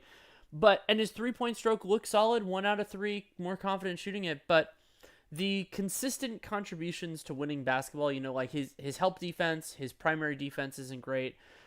I mean, I've invoked the name of Amari Stoudemire a couple times, and I kind of feel like that does Amari a disservice because he was just such a dynamic offensive player, and was such a wonderful fit, obviously, for the Steve Nash Suns. But yeah, but then I mean that first year in New York before his knees betrayed him. I mean, Amari was averaging like 27 a game then. Right. Like, I think Colin, like, I just have trouble squaring what he is. Yeah, and I have this with a lot of those guys. Marvin Bagley is the same story. Like the bigs who aren't really switchable, who can't reliably. I mean, he's getting closer on stretching the floor and can't rim protect or aren't reliable rim protectors. It's just a pattern of player that I'm generally out on. But he's talented. Like, there's a place for John Collins in the NBA. I just wonder what it is. Oh, that's interesting. How nice is the Chase Center? Is it worth going to for just the arena? It is very nice. I would say. How much money do you have? Yeah. So to the two questions I would ask is how much money do you have, and how recently have you been to a new arena? Because for me, it's not a significant jump off of like Golden One in Sacramento, which is a very nice arena in its own right. They're very different. I mean, I haven't tried all the food at both those places. I might even like the food at Golden One better. I like the food at least so just far. like in the concourses and Sure. stuff. But I mean, if you're like in one of the suites or the clubs, like then that's pretty and awesome. also the sight lines in the worst seats at Chase are actually pretty good. I went to a concert there and I was in the upper level, and it was good. It was And that like Modelo bar area, That's pretty cool too. Yeah. Are the areas that we deal with are actually really no better than Oracle. I would Might say. even be worse in some circumstances. Yeah. However, the media food being free is a nice little upgrade that you're not appreciating, but that's okay. I mean, Oracle was nice for us too because you just like see more people hanging around. It was so easy. Yeah. Whereas now it's kind of more separated up from where we are. I'm sure they love that. Let's talk about the shot charts here before I go grab myself some tea. Okay. Miami, 14 shots on twos outside the restricted area. That's a relatively high number against this limited Hawks defense. They are 5 of 14 on such shots. The three-pointer hasn't necessarily been going down for them. They are 6 of 21. But Well, that's still a shitload better than the Hawks. yeah, So the Hawks shot chart is really interesting. When you think about that, they've gotten a ton of threes. Because they have 16 three-pointers and that that doesn't seem like a lot, but remember they also have 20 free throws. So then that takes away the proportion of shots that you're getting. But then also the Hawks, they have 13 shots in the restricted area. They're 9 of 13 on those, which is above the league average, and that's a nice proportion. About a third of their shot attempts are in the restricted area, but 2 of 4 from mid-range. So that's fine. I mean, you can live with that, but it's of course the 2 of 16 from 3 is rough, and that's 2 of 16 on half court because then the Ty Wallace 3 that was off by a lot was not counted in that.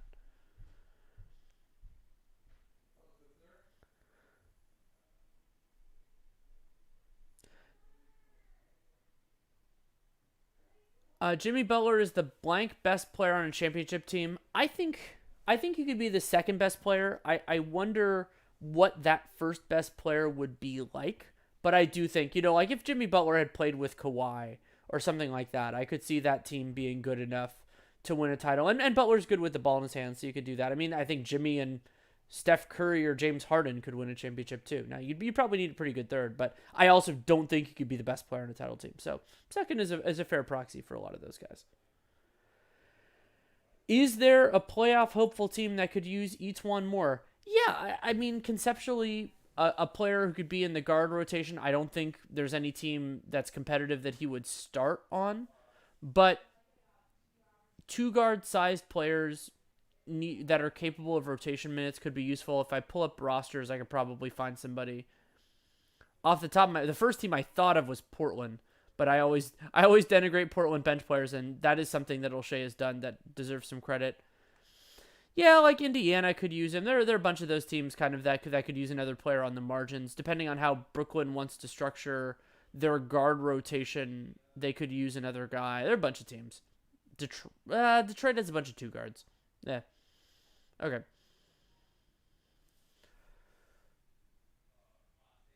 The Hawks were 2 of 17 from 3, 12 of 20 from the line. They have 7 assists and 7 turnovers. How on God's green earth are they only down 6? I mean, Miami's offense hasn't been particularly inspiring either. Remember, Miami, they're putting up, I think it's a 108-3, but remember, they're getting to the free throw line for 20 free throws. Yeah, they're only shooting 60% on them, but that's still a lot of free throws. And the Hawks, they're even in transition. And another point here, at least using the way that ESPN has been tracking it, the Heat aren't scoring off the Atlanta turnover. So there's a 4 turnover discrepancy, but only a 2 points off turnover discrepancy. It's 7-5 in favor of the Heat, and that's not a huge advantage.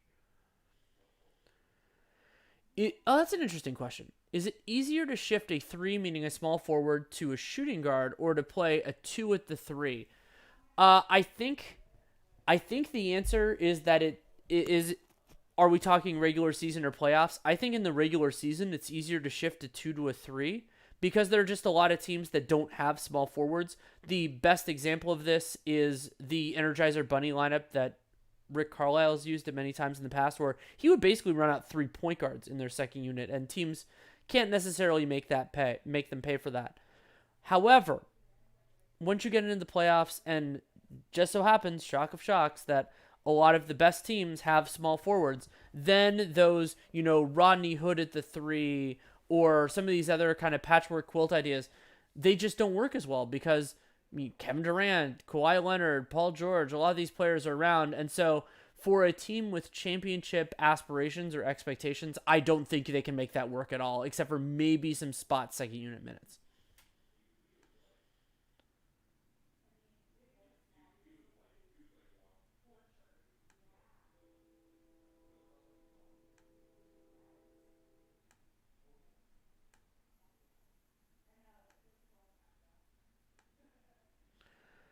If the Kings continue to struggle, would you like the Clippers to try to make a trade for Dedmon? Yeah, Dedmon would be interesting. I think they're more slow pace because Dedmon is he doesn't fit as well, with the De'Aaron Fox stuff as Cauley Stein did. Though I mean, he played on an up tempo team last year with Atlanta. Yeah, I think that would be interesting. I wouldn't give up like their first round pick for that, but if they're looking more on the value side of it, sure, that could be a reasonable one.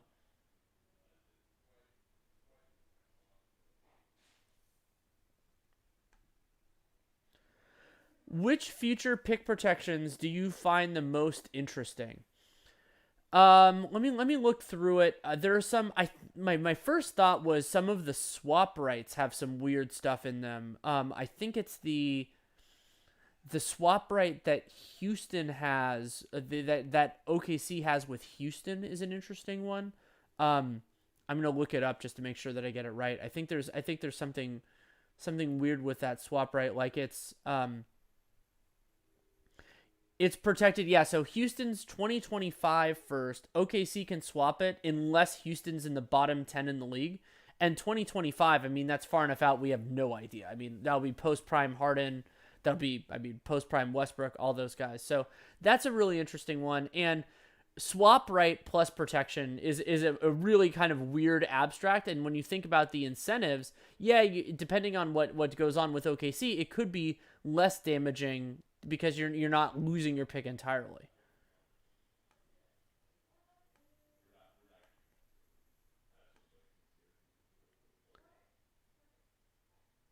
Oh, and we should also thank if you're seeing the live stats. That's RT Hoops. RTHoops.net is that's the live stats. Amazing work that's being done. Really excited to see it. I think they're going public, available soon. We got to try it out, and Min does just absolutely awesome work. And you can see RT Hoops on the actually Ben. Thank you for putting it up on the screen, so you can check that out. It's right above my head.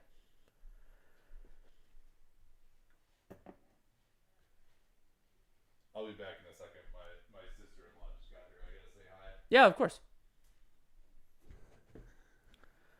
Who do you project to be the Clippers starters when Paul George gets back? I mean, so basically, Patrick Patterson being out of the rotation is the easy call because nobody expected him to be the starter. Also, Beverly and Shamit fit really well. I think that's the most likely outcome. But there's still a place for Patterson in those lineups and maybe against certain opponents. But the other thing to remember is that Kawhi Leonard, like some of his best moments defensively, especially in that Eastern Conference Finals, were basically as a 4 defensively. Now, how much he wants to do that against teams that are structured differently, or it's the regular season where it's less impactful banging. Like it's not like you're doing it to win a conference final. So maybe Kawhi wants to play a little bit more there, but I think their best lineup is Beverly, Shamet, George, Kawhi, and center of the moment. For Matt Holiday, Will Barton out today? Perhaps Porter debuts finally. I hope so. I mean, that would make some sense. They're playing against New Orleans. I don't know which Pelicans are going to be back, but there should at least be garbage time for Porter. But yeah, I'd like to see him play. How can OKC find a trade partner for CP3 before the deadline? The best answer there is for another team to get desperate. I was always incredibly skeptical of that just because Chris Paul's contract is so lucrative, and those sorts of players are really hard to move. That's why the Westbrook trade was kind of a perfect storm.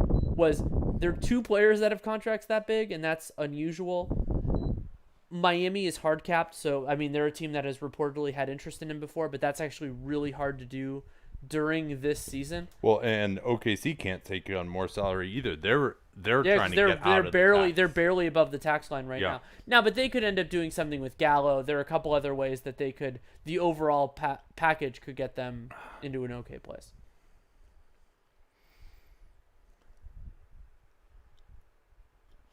Can we rely on Memphis to cover in Western Conference games? Please reply.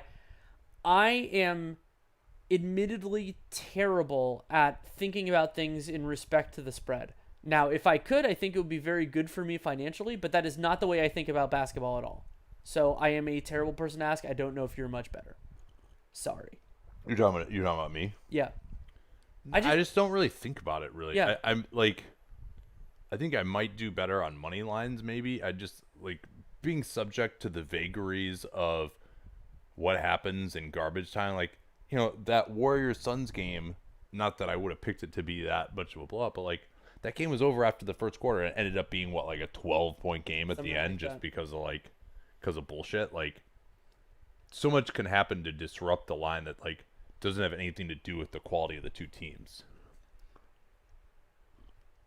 Or not disrupt the line, but disrupt the final score when it's not close.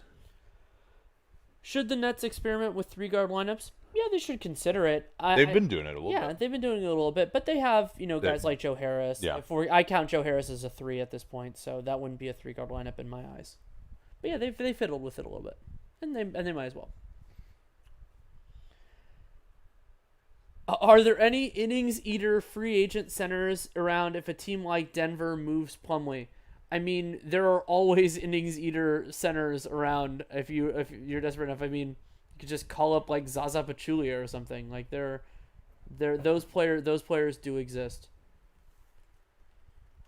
I do like that as a term though. Now, center is actually the only spot where there are kind of those type of players around 2, 3, 4, and often the 1. Really hard to do.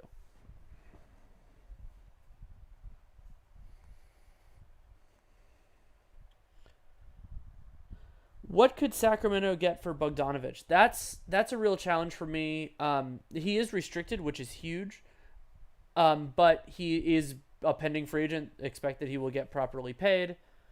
I mean, I could see the right team getting. He's also older, too, which is part of it. Yeah, maybe a late first. I'm thinking more like a second and a player that's interesting. But I could see the right team giving up a late first. I like Bogdanovich a lot too. Will Dragic step into the starting point guard role? No, I don't think so. I think a big part of it is just, he's still got this big knee brace on. I think he's just at a new phase now, health-wise. And with Jimmy Butler being capable of doing stuff with the ball in his hands, if you're going to play Dragic 20 or something minutes a game, you want those minutes to be concentrated when Butler's not on the floor. So, yeah, that's fine. If that's all he can do. All right, we're back. Heat pushing it up floor against pressure from the Hawks. Now they'll get into their ATO.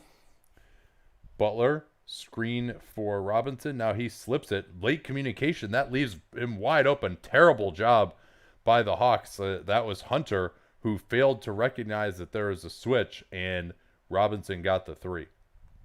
Not sure whose fault that was, but it looked like Hunter reacted late. Now Herter trying to cut physically inside against Nunn. Here's Collins, hooks over Adebayo nicely. And that if you don't create separation, you could still make shots like that, which Collins just did. That was a really nice finish.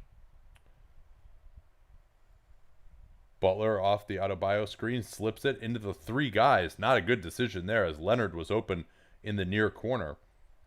Hunter, Collins back to Hunter off the pitch. Swings it for Reddish, wide open as Leonard had tagged on the roll man. That, again, the gravity of John Collins leaving Reddish open. I think Reddish, aside from that crazy spin move, I mean, you still saw the creativity that he has on that, but he's looked okay. Here's Nunn going right through Herter. And once again, they mess up the switch on that play. The quick guard screen from Robinson. Herter too late getting out there. So Herter both has switched onto and then been too late switching onto plays that have given up openings here to start the third. And a clear foul by Herter. He clocked Nunn right in the head. And sometimes on those replays, they look high for whether the guy got the ball. But if you hit a guy in the head with the rest of you, then that's a problem.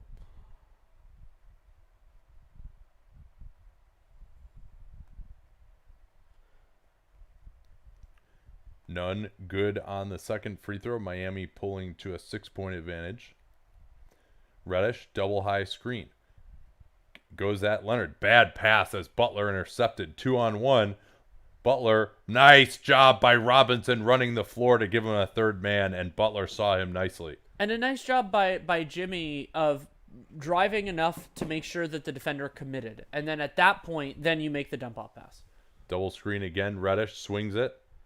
Collins now to Hunter. He likes that right-hand drive, but that time Butler was all over it and blocked him.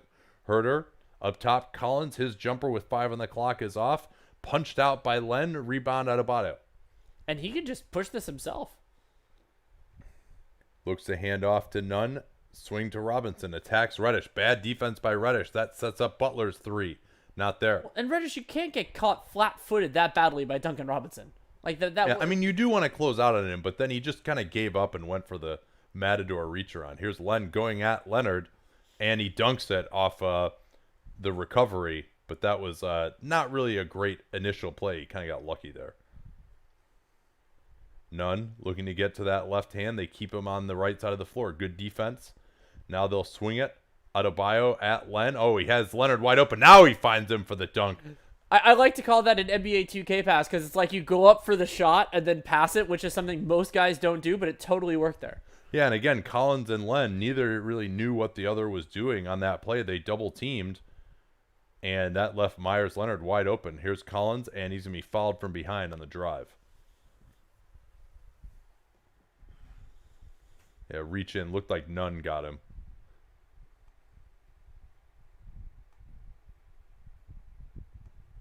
That was actually Cam Reddish's first made three. He has not been shooting it well so far.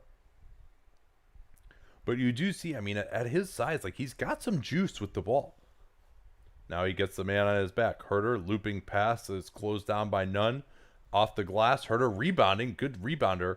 And no foul call. But now we're going to get a foul in the rebounding action. It'll be Collins. They said that he shoved Jimmy Butler. And he did.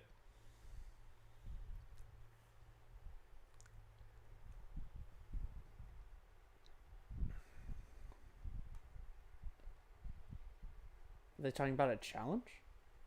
Challenge? Butler. I'm actually surprised at how non-Butler centric the Heat offense has been so far. I mean, it might be just the transition with him coming back kind of midway through. Yeah, so Nunn wide open that time in the corner. Reddish got a nice little flare screen from Myers Leonard. Collins did not see it to help out, and Miami surging to an 11-point advantage at the start of the third. And a little concerning for the Hawks considering it's 12-7 so far, and these were the minutes when they looked, I would say, the best in the first half. I guess when they came back in the second quarter. But they, you know, that they're losing these minutes, and then they're going to go to non-Herter at some point soon. Why don't teams pressure in the backcourt more often? Seems like considering how often 6-7 seconds happens, be some math to support it. The big problem is most teams can't do it well enough, and then you create a significant advantage, and NBA players are good enough at attacking that advantage. So I think I don't think you would get turnovers and stops nearly as much as you would give up easy baskets the other way. A lot of reasons. I mean, number one is just it's not what's normally done, and it's a high risk, high reward strategy. And especially when you're doing something different, that's not a recipe for keeping your job as a coach. Right. And so I asked one NBA player this back when he was a deep reserve. I asked Kent Bazemore if a team could pull off a full court press, and his answer was yes. But he said you would need the stars to buy in because otherwise it's just such a massive expenditure of energy that guys wouldn't buy in. Well, so that's part of it. You're going to have to play fewer minutes, which guys don't want to do. Generally, NBA games are just so long and so exhausting that spending energy in that type of and way, there are so many of them too. Yeah. Remember, this isn't college where a team plays twice a week. Yeah, maximum. I mean, there's almost like a mutual non-aggression pact sometimes that, hey, it's going to be hard enough when the ball actually gets into the scoring zone on every possession. And, there are a few guys who will really step in and try and pressure full court and stuff, your Corey Joseph types, but generally that's teams aren't going to do a lot of that. And then if you do that, you can set that step-up screen at half court like Houston does for Harden, and then you get the guy going downhill. So, I would like to see, I think the odds are it would fail, but I would like to see with the 8-second rule, we haven't seen a team really go to a straight-up zone press. Most teams don't have, like, a press breaker like, say, a high school team would. I mean, even in college, though, there aren't many teams. Like back in the 90s, you saw that all the time. Like Rick Pitino used to do it all the time. He didn't do that anymore, really. This is an interesting question. A meta question. Yay! What aspects of the mechanics of announcing games have you each found the most challenging? One that I got, and I got advice on this from Jim Barnett, is how short you, as kind of the equivalent of the color guy, I have to keep my stuff. It's like a few seconds when we're in the action. And then figuring out, sometimes you have a thing that you think you want to say that's smart, but then it's just the moment is gone. And just being able to let that go has been really hard for me. Yeah, I think for me, I'm very stream of consciousness, which is good. I think that enabled me to just naturally be decent at the play-by-play. But I can kind of just start on an initial point, think of something else, and then I go to that, and then I don't get back to my initial point sometimes. And also, I just probably talk too much in general during the game. All right, here we go. Reddish with the Hawks trailing by 11. They hand out. They want to get Hunter going to that right hand. Bam steps up, pressuring him nicely, swinging around, but no spacing. They never got the second side going. They were trying to set up a play with Collins. Now Hunter finally drives to that right hand again, but they were trying to set up Hunter turning the corner on that pick and roll with the open backside and to get Collins an alley-oop dunk. But Bam stepping up, they changed up the pick and roll coverage, I think just for that play, and blew up what they wanted to run. Hunter was able to make something late clock, though.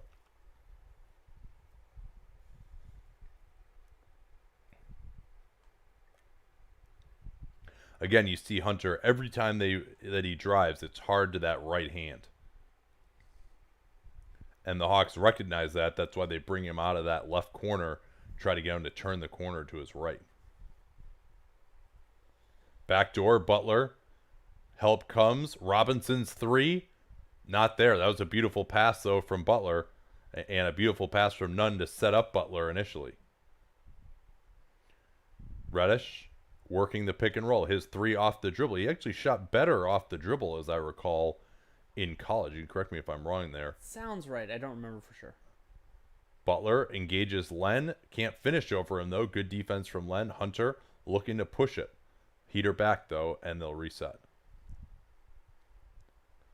Fake DHO. Now they get the real one to Reddish. Into the lane. Goes at Adebayo. Nothing there whatsoever. Adebayo swarmed him. And Butler actually got the block there, I believe. Robinson. Leonard. Nice pass. Nunn with the finish.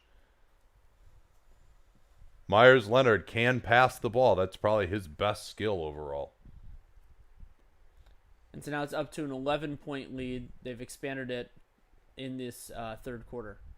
Hawks getting absolutely nothing in transition. That time, Hunter got to his left.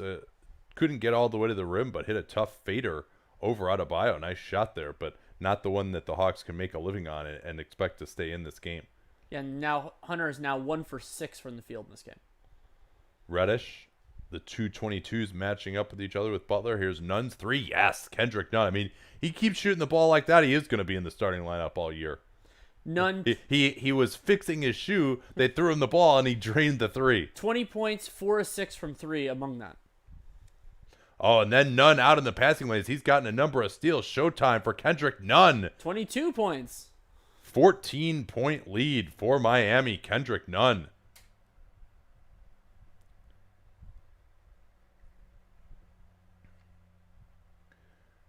Herder has Nunn behind the play. Hunter bobbled it, and as a result, got it blocked by Jimmy Butler. Heat looking to add now. Nunn feeling it, but gives it up to Butler. He's got the size advantage on Herder, but Herder slaps it away. Right back to Butler with 11 on the clock. Baseline, good help coming from Reddish that time, and Butler powerless. And I love Reddish going hard right to the baseline there because that was the pass that Jimmy Butler wanted. Some people go a little bit, stop a little short there, and stopping short gives them the angle. Like, you can even just step out of bounds if you have to. I mean, you then touching the ball is less advantageous. But, like, I mean, that was a really nice job by Reddish. 8 on the clock now. Here's Leonard. Hawks in a zone. Nice cut by Bam right to the foul line, but Damian Jones contested him late. Here's Carter looking to push it as much as his 42-year-old bones can manage. Ty Wallace and Bembry have come on in addition to Jones and Carter for Atlanta. Here's Collins with the size advantage on Butler. Backs in. Help coming from Adebayo. Turns. Adebayo got him from behind. Great play. That's 3 blocks and I think 4 or 5 possessions for the Heat. Adebayo fake DHO. Leonard gets Jones in the air. Into the lane. Hooks with the right hand and scores. Myers Leonard. Good patience against Damian Jones. Driving finishes by Alex Len and Myers Leonard in this period.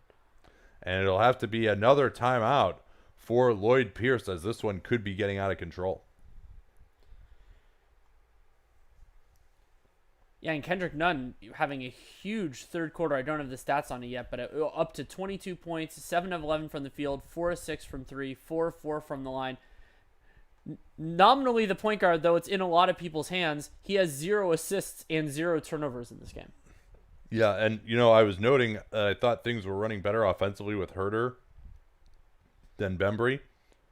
Bembry has 10 points. Herder has 4. Bembry's -4. Herder is -20. They've played some together, but so it's not a pure dichotomy there.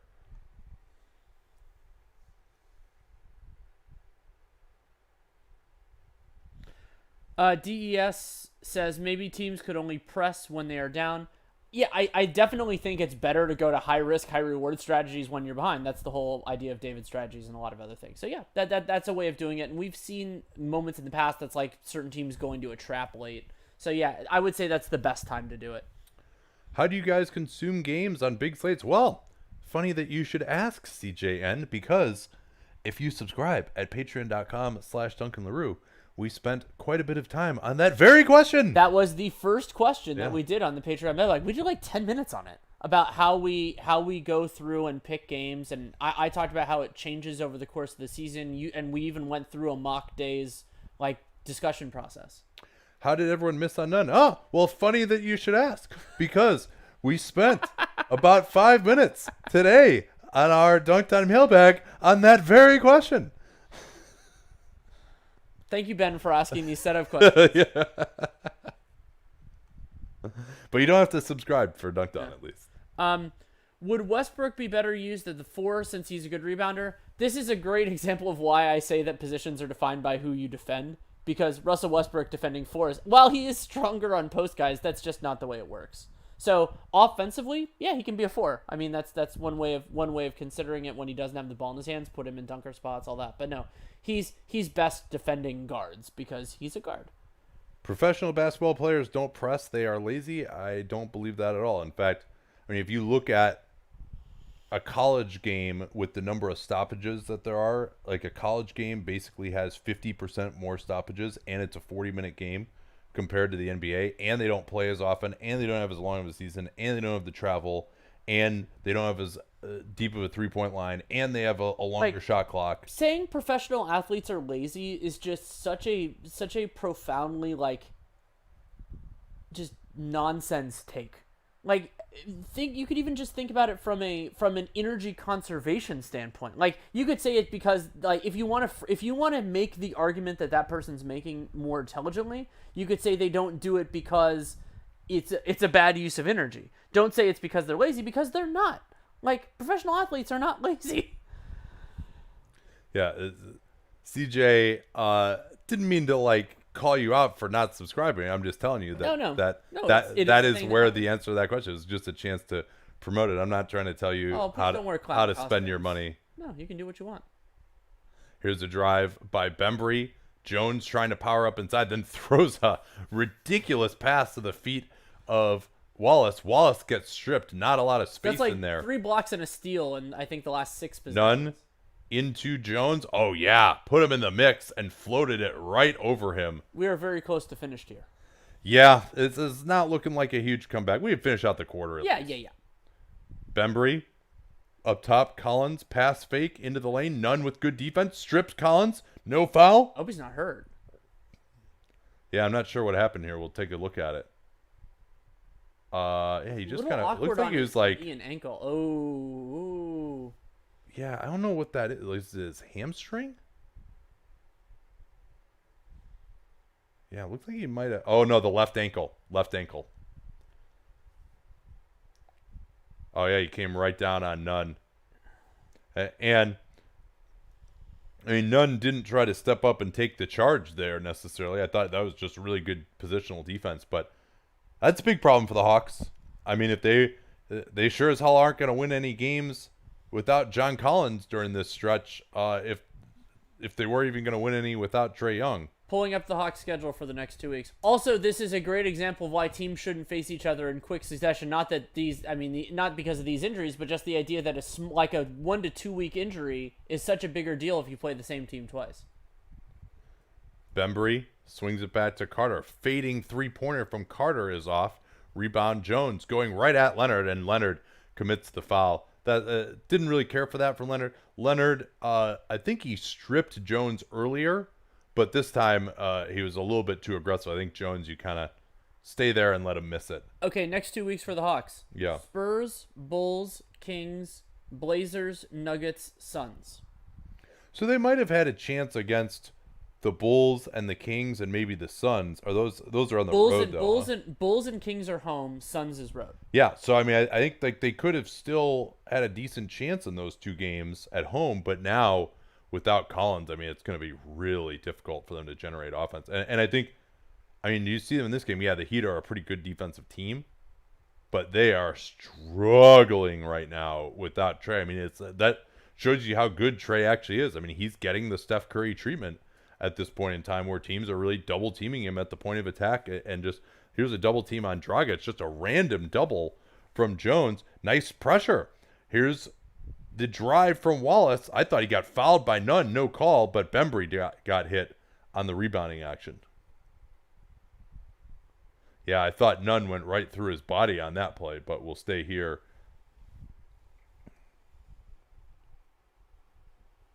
Yeah, clear goaltend, actually. I apologize. It was not a foul. Dragic. Butler changing the angle of the screen to get Dragic to his left hand. Good pressure from Carter. Pass deflected, but goes to Butler. Now Leonard closed down by Parker. Leonard in lane. Stripped easily. Oh, and a foul. I don't know if he got him in the face. That looked to me like more of a steal. If they're calling the ball contact. He got him in the face. Oh, okay. Yeah. Came down across his nose didn't mess before up the the hair strip. hook. Yeah. Yeah, you could see Leonard kind of readjusting his nose there.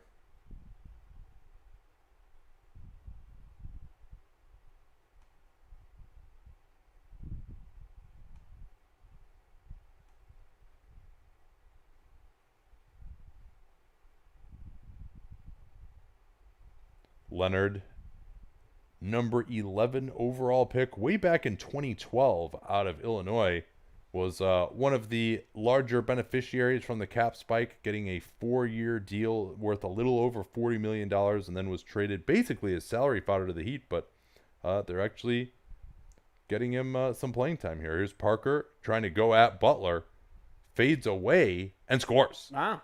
Yeah, maybe it's going to have to be more of Parker with the ball in his hands than rather than as a big, because they really are just struggling for offense here. Parker stepping up, double teaming behind the back. Dragic relieves the pressure. He kind of getting slowed down a little bit by this pressure, though. Butler, past Carter at Jones. Jones cannot stop him. And there again, you see just Jones is there, and he just somehow doesn't stop guys. Like, you think like, oh, there's no way they're scoring over him. He's huge, and then they just manage to. There's a tough pass by Wallace at the feet of Jones. He recovers back out. Carter past Butler. Couldn't get the explosion. That's one that Vince Carter might have got a few years ago. Heat looking to push it to 17 here. As we were saying, though, it hasn't been that much Butler. Heat taking forever to get into their offense. Leonard didn't know what the play was supposed to be. This is 7 before they do anything. Butler with the 3, not there. Box out from Jones, goes to Parker. Bembry. Here's Wallace on the drive. Reverse layup. Man, you just see Ty Wallace is just a very, very nice finisher, and Eric Spoelstra wants time with Miami's lead cut to 13.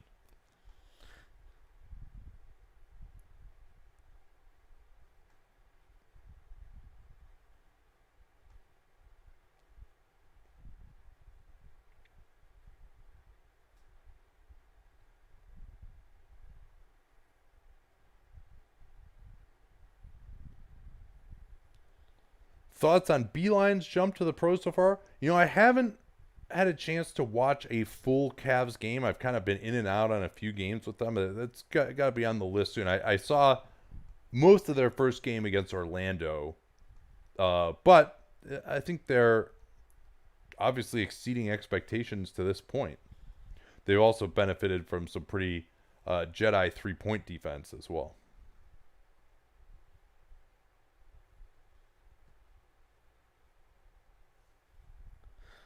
Favorite basketball sneaker?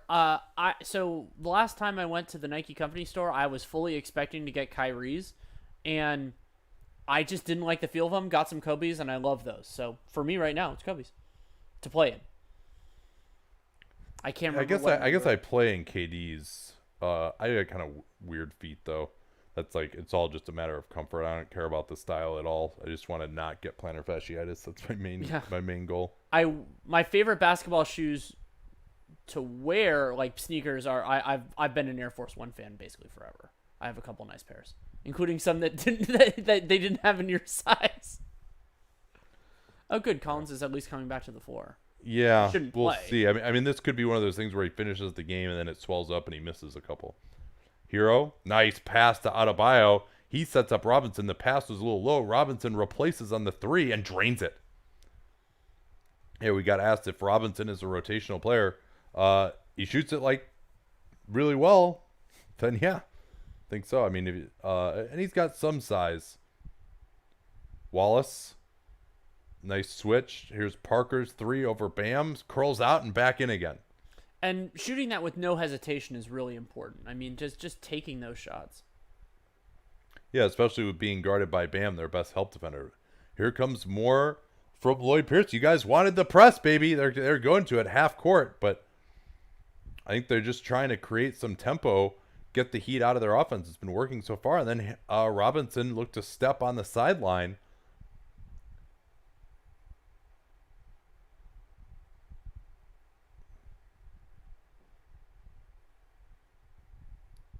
I like this strategy, especially with the Heat running with Butler out there, kind of a station slow offense getting late in the clock. Parker, again, they go under on him just a little bit. Olynyk was late stepping out, and Parker drains another 3. 10-point game. Jones coming on the double again. He's got to get back into the play faster, though. See, he can't be jogging back to the paint after that double team, and now they give up a wide open 3. Lucky that spun out. Adebayo, beasting inside, goes up and blows the layup, but he's fouled. Yeah, see, Jones, if he's going to get out there, once he's given the ball up, you need to sprint back into the paint or to a man. He's just jogging back, and that's just too slow. If the ball goes over your head, anytime you press, this works in half court too. They talk about it more in full court. When you press, when the ball gets passed over your head, you don't look to see where it goes. You just start fucking running.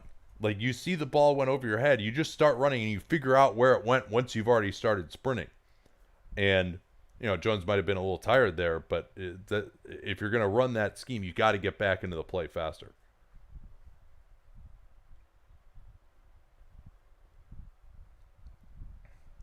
Hawks will try and get the 2-for-1 here, you would think. Parker attacking pretty early, though. Bembry goes baseline. Uh-oh. Woo-hoo-hoo-hoo-hoo! Two nice dunks. Kelly Olynyk was not interested in challenging that one from DeAndre Bembry. He just got out of the way. Business decision. Now Dragic looking to get the 2-for-1, and he's going to get called for that point of education, the shove off. Here, we'll see if we can catch it. It's going to be the right arm. Yeah, he gets, and I love it. That's that in the point of education video. We talked about this last week. It's supposed to be if you extend at the elbow, it's a foul. He didn't extend at the elbow, but he shoved off the floor. Here's Parker feeling it again. They did not run the time down. Bembry, what a rebound! And he scores. He beat Hero with the short wingspan, and DeAndre Bembry, after a rough start, has been really pushing these Hawks comebacks, and it's a 7-point game. Guard screen coming here. Oh, they totally screw up the communication. Back out Hero. He's going to take the 3. Hero ball. 1 second left in the half. That was a huge swing. Miami needed that one. They're back up 10 going into the final stanza. And I believe that was only Hero's second shot of the quarter, which is surprisingly low for him.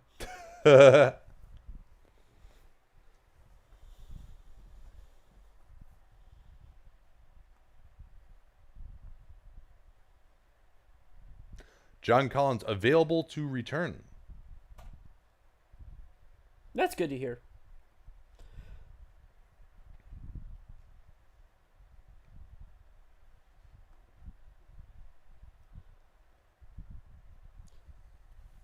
A surprise no punishment for Simmons. Simmons, his role in that whole kerfuffle was very kind of confusing to me, but his pre-existing relationship with Karl Anthony Towns makes me think that the peacemaker theory actually holds some credence. And I would guess while we got some puffing that Minnesota didn't see him that way, it's very possible that the definitive thing there was the interview with Karl Anthony Towns. And maybe he just said, yeah, like, I got it. And then they're just like, okay. Because not only that, but no fine. That makes me think that they had some evidence that Simmons' intention was not to, like, choke out Karl Anthony Towns. Yeah, it seemed like that was the reporting from Shams. But I think I might like my wife to calm me down with her arms later tonight. I could that was the tweet by Shams, by the way. If you weren't here earlier, it was absolutely hilarious. That's what he said. Ben Simmons was doing to Karl Anthony Towns. Are you a fan of the new points of education this season? Yes. The push off thing is huge, and they're doing a better job on illegal screens, which is great. Like, those are two advantages that the offense had that they should not have had to that extent. And I'm happy that the league is calling them more aggressively. And then the other stuff, kind of like they've been calling some offensive fouls a little bit more. Some of the other stuff, maybe the travels and stuff, they could tone that down a little bit. But the points of education, no, fully on board. Check out the shot charts. 13 of 16 at the rim for Miami. They also haven't taken as many mid-rangers. They are now 8 out of 18, only 4 in that quarter. And the 3 ball is going down a little bit more. They're up to 8 corner 3 attempts, which is a lot. The leading defense gave up about 10 last year. And they're 50% on those corner 3s.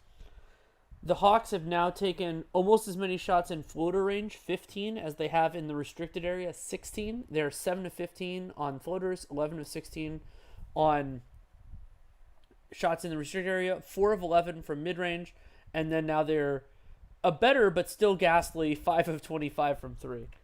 Yeah, you remember when Miami was killing the Hawks on the offensive glass in the first half? Now the Hawks are actually doing the damage. 37% offensive rebounds to 21% for Miami. And the turnovers as well. Miami had 0 turnovers in the first, but now those are pretty even.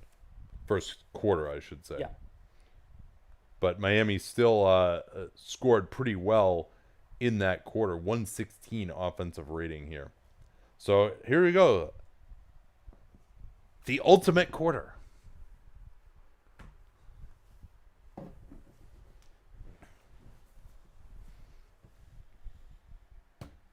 Here's Parker, hands off. Bembry. Oh, Bam stepped out at him nicely. Carter has not had the juice off the dribble. Goes to an impossible fader. What a ridiculous shot. And probably a bad one, frankly, given the timing on the shot clock. Wallace trying to pressure up. Let's see if they stick with this half-court trap. They get it in quickly. Oh, the back door. Parker completely asleep, but Robinson somehow blew the layup. He was wide open. Parker driving, fouled by Bam. He's been an important offensive engine for them, and we wonder what Jabari Parker's role was going to be on these Hawks. And now that Evan Turner's out, I think that Parker can take a bigger spot here. Yeah, I mean, he's actually been running some more pick and roll. He hit that 3 when they were switched out a little late. And if Kevin Huerter is on a 25-minute restriction, that would mean he has about 6 left. So we'll keep an eye on that. Yeah, well, I mean, frankly, he doesn't deserve to be out there at the end. Bembry has played really well. Yeah, so maybe you give Bembry a rest and then bring Huerter in for that, and then bring Bembry back for the close if it's close. Wallace trying to pressure up on the slower Dragic. Same action again. Same play. They go backdoor. This time Carter gets through it. They run to the second option. Olynyk against Parker. Good defense again. Way out on the floor with 5 on the clock. Hero's going to have to create something. Goes for the long 2, and it spins out. Wallace looking to push it. He's got Parker as the trailer. Parker not even looking for the 3. It was there. Now Wallace gets the man on his back. Up to Jones. Jones trying to power up. Oh, he got fouled by Olynyk. No call. They should have called that. Here's Olynyk with his left wing 3 from Adebayo. That's short. One more for Olynyk as it bounces right back to him. That misses too. Hero on the offensive glass, but it goes out of bounds in favor of Atlanta. And this is down to a 6-point game with 10 minutes and 40 seconds left. Yeah, Heat missing some pretty golden opportunities here, though, in these last few possessions. Absolutely. Parker, pick and roll. Swings it. Wallace into the lane. Pulls up with a short jumper from the right elbow. Olynyk could not get out there in time. Nice screen there on Dragic by Parker. Now Dragic crossing up on Wallace. I was waiting to see if that was going to happen. Dragic just got sick of getting pressured up, and he was able to summon a little burst to get by, and then he does the Chris Paul, get the guy on your back, jump back into him, and get 2 free throws. Yeah. So Dragic, I mean, he plays a slower game than he used to coming off of that knee injury, but he still has the burst here and there. And you see he's got that big bulky knee brace on. And I mean, as a pending unrestricted free agent, if he comes off the bench for this entire year, that will undoubtedly affect his value, even though a bench point guard is still valuable in the league. Yeah, just don't tell Jeremy Lin that. That's true. Huerter off the Parker screen. Fake DHO. Parker lost it. Right to Bembry. He got stopped. You have to say Tyler Hero gives some effort on defense. Yeah. Dragic, Hero, nice effort by Bembry to get back, and it deflects off of Hero right back to the Hawks.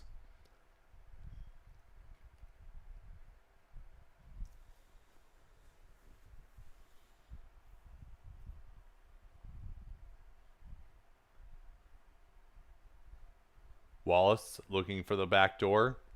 Not there. He's out to the corner.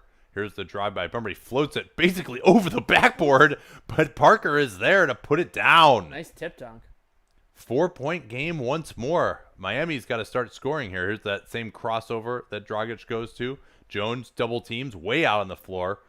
Robinson comes up out of the corner to get it. Jones continuing to double. Late clock now. They've got no advantage whatsoever. Hero's going to have to create again, going at Parker. No, he just lost it. I guess it got tipped away. And it happened in a different fashion there, but Bembry getting the big to commit is what opened up the Watch this replay. Bembry actually, he was trying to throw it off the backboard to himself, I think, and then Parker went in and got it instead. So 3.9 to shoot for Miami. Olynyk steps out trying to get Butler. Instead, it's here. Oh, Herter fell asleep. Oh, that is awful. Really bad. I think he was just worried about. Yeah, I don't know what Herter was doing. Straight up he fell just asleep. Lost he had him. no responsibility. He was just ball watching. Great pass there to see that, but that is a killer to go from down 4 to down 7 on that play late in the clock. Wallace, nice jab step, drive, right hand is no good. Here come the Heat again. Dragic, he's got Harrell behind him. Harrell back to Dragic. Good job by the Hawks getting back. No advantage gain there. Olynyk, oh, nice backdoor. Silva with the left hand. They beat him on the switch. Wallace and Parker miscommunicated. That was Jabari Parker not getting out there quickly enough. I guess you can argue whether that was Wallace or Parker, whether a switch should have occurred there or not, but certainly a miscommunication at best for the Hawks. So right back to a 9-point game now as the Hawks looked like they might make a game of it, but they are back out of contact once more.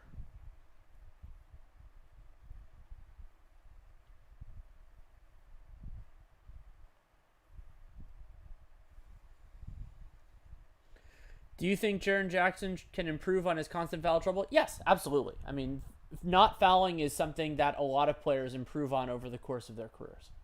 Miles Turner is a player who has done that. And I think Jaren Jackson is a reasonable, like kind of, not comp, but I think some of that career arc could be there.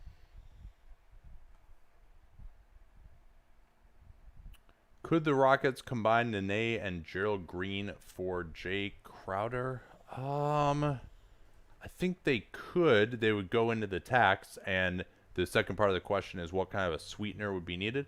That's a very interesting question. I think a first might end up being too much. Let's see how Crowder plays, too. If he hits shots. One of the big weak points for the Rockets is that they don't have young players that other teams want. Like, they don't have the non-pick sweeteners. Yeah, and their second rounders, I mean, maybe the second rounders out in the future when they're going to suck could be more interesting. And then they also would have to take on more salary there, which could be difficult. And then there's also the roster spot issue of Memphis would have to waive somebody to create enough room there to do the trade. I mean, maybe that could coincide with Iguodala or something else.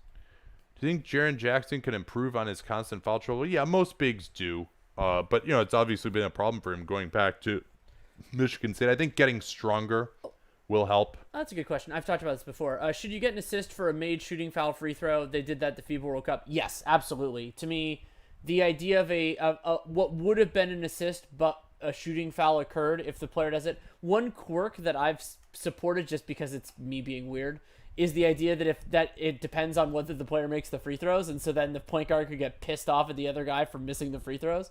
But I mean, and maybe you just make it a separate measure, their potential assists or something like that. But yeah, I mean, they actually create more value depending on the player's free throw making ability. What's going on with the James Johnson Miami situation? Miami has this policy that you basically have to pass their conditioning test to be around the team. He did not do that until I think yesterday. So he was not going to be. You're not going to be active for them until you do that. And he came in apparently out of shape by their standards. If Portland and the Clippers, same thing happened to Dion Waiters last year. Actually. Yeah.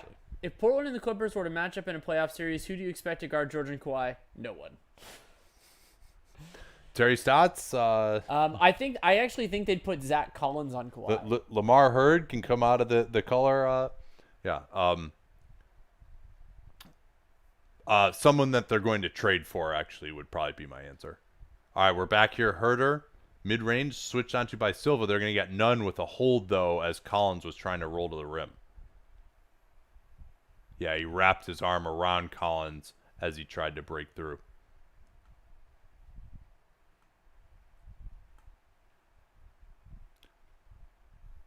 Lloyd Pierce calling the play out. 24.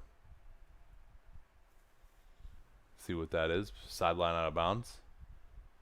Swing it to Hunter. His 3 over Butler is off. Interesting, we haven't seen that Miami zone as we did last year. I think without Josh Richardson, that may not work as well. Especially considering the Hawks can't make a 3 right now. Reddish is back. Silva into the post to Butler. Trying to get some back screening action going to the rim. Hero back to Butler. Not looking to take the jumper. Olynyk not looking to take it either.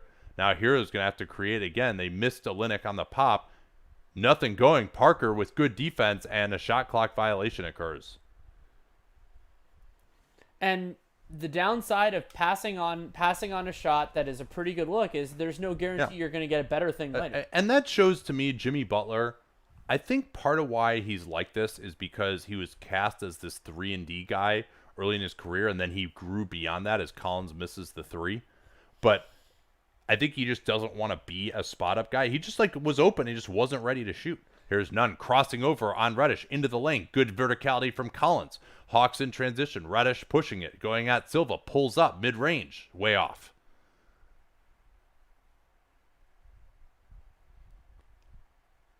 Here's Butler going into Hunter. Right through him. But help comes from Parker. Out to Nunn. Nunn into the lane.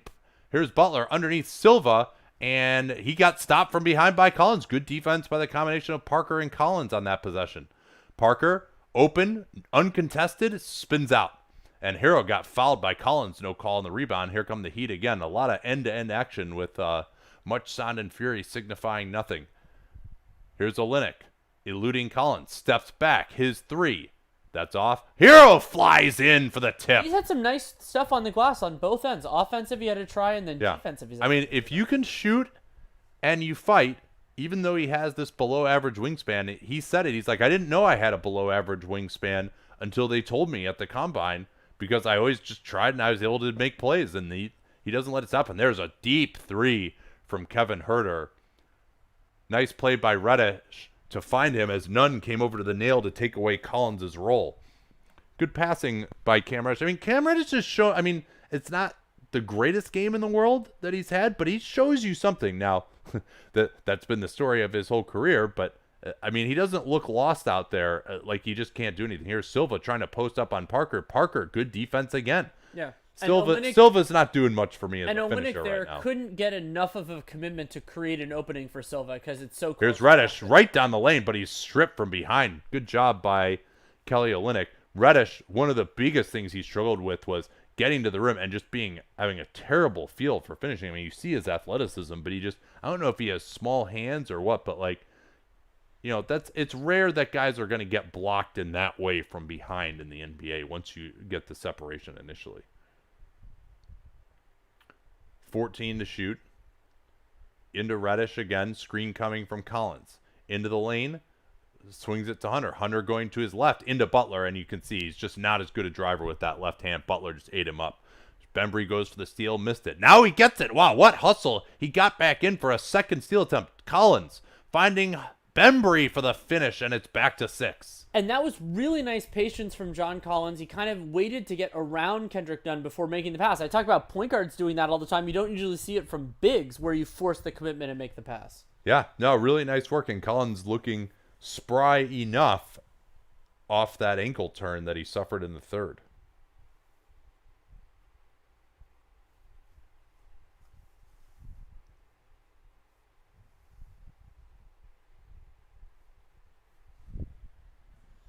What should the Hawks do with Bembry this summer? It's a very standard restricted free agency story for me with him. Unless there's some sort of really low ball offer that you think he'd take, you just starve him out on the market. I don't think that anybody's going to be there. If he signs a qualifying offer, so be it. Yeah, well, let's see how he plays too. I think, but the restricted free agency, there's no reason for them to not give him a qualifying offer as of now. How much would that qualifying offer be? Probably like $4 million or something. Maybe even less than that. I think he was the. Yeah, especially because it's revocable, and if he signed it, that's fine. I'm looking up per Eric Pincus of Basketball Insiders, his qualifying offer would be $3.8 million. Yeah, so that's totally fine. Yeah, so his cap hold would be a little bit bigger. Yeah, I think it'd be like 8. Yeah, so and they may want to use that cap space. They do have a projected $60 million in room this off season. So they might want that extra $8 million depending on what they do in free agency. But until such time as they have something to use that on, yeah, keep him around, try to come to an agreement. I think it's something along the lines of a Dorian Finney-Smith to me is probably a little bit better a player than him, but something comparable to that situation is where they might end up if he has a good year. I mean, we'll see. He's obviously having a nice game tonight. A question from the hashtag #NBAcast. Enjoy your D'Angelo Russell slander. It gives me good laughs. Or do you do it on purpose or as a hater or actually serious most time? One, the truth is a full and complete defense to slander. People misuse that term all the time. I blame Sheet of Warriors World for this. People need to fucking understand what slander means. Also, it's not. He's an intensely overrated player in ways that are pretty discernible. Like, he's terrible defensively, and the offense, Karis LeVert was a better player than D'Angelo Russell in the early part of last season. Then he got hurt. Russell gets the volume stats and all that type of stuff. So if the question is it serious? The answer is yes. Well, I mean, it's not like a personal animus. No, of course not. But but our criticisms are genuine criticisms. It's not a shtick. Well, and I do think though when there is a mainstream such as D'Angelo Russell is an all-star level of player that we disagree with, we are probably incentivized. We're more vocal about it. Yeah, because we feel like we have to push back on that. Yeah, a little bit, and I mean him getting a max contract. Like there were some who believed that him getting a max contract was that's a fait accompli or anything like that. It's like I don't think he was deserving of a max contract. Yeah, and we'll see. I mean, some of these like Andrew Wiggins, we were very much right about him. Devin Booker looks like we may be wrong about. There's it happens, and we're accountable enough that we will admit when we screw things up. Right, but the yay points players are the guys. Actually, Ethan told me that he actually invented that. By the way, that doesn't. It's not. I thought Seth invented it, but I think he invented it separately. All right, we're back here. Heat looking to salt this one away, up 6. Damian Jones switching on to Jimmy Butler. This is a guaranteed foul. No, wow, Butler didn't take it at him. Here's Leonard on the replace 3. Oh, yeah. Myers Leonard, Jimmy Butler setting him up nicely as John Collins came down there. I mean, it was good effort from Collins. Collins got all the way down there to force the pass and at least force Leonard to replace, but good job by Leonard hitting that. 9-point game. That was a huge shot. And I love big men who have the footwork to do a replace 3. It's just really nice. Here's Reddish. His 3. Can't get his second career three-pointer, and we'll see what happens here. And again, Hero working a little bit for the rebound that forced Bembry to not get it cleanly. Ball bounced out of bounds. That was also just a rough bounce for the Hawks because it was just hard the other way. But nice job by Hero. Yeah, well, I mean, you just see him out there making those kind of plays. So a lot of those shooter type of guys, Troy Daniels, you don't say, here comes the double team at the point of attack. They give it up. He running the time down. Adebayo going to screen Butler to his left. Switch comes from Jones. This has got to be a foul, right? No. He forced the miss. He's learning, and his foul rate is dropping. Screen for Reddish. Swings it. Bembry cut off nicely by Nunn. Good job by Nunn knowing the scouting report that Bembry was not going to take that 3 and backing off of him. Now the switch. Nunn again, forcing Hunter to his right. Good scouting report defense. I'm sorry, forcing Hunter to his left. And where that was a good job by Nunn. I misspoke there. The left is obviously where you want to force Hunter. And he did get into the lane, but it was the help was there. Worked well. Now only 2.8. Out to Reddish. He's got the open 3. Can he make it 2? No. Bembry recovers. He got Jones underneath. He missed him. He'll take a 3 instead. Air ball. Jones can't get it. Butler can, and he'll squeeze the air out of the ball for one more possession here.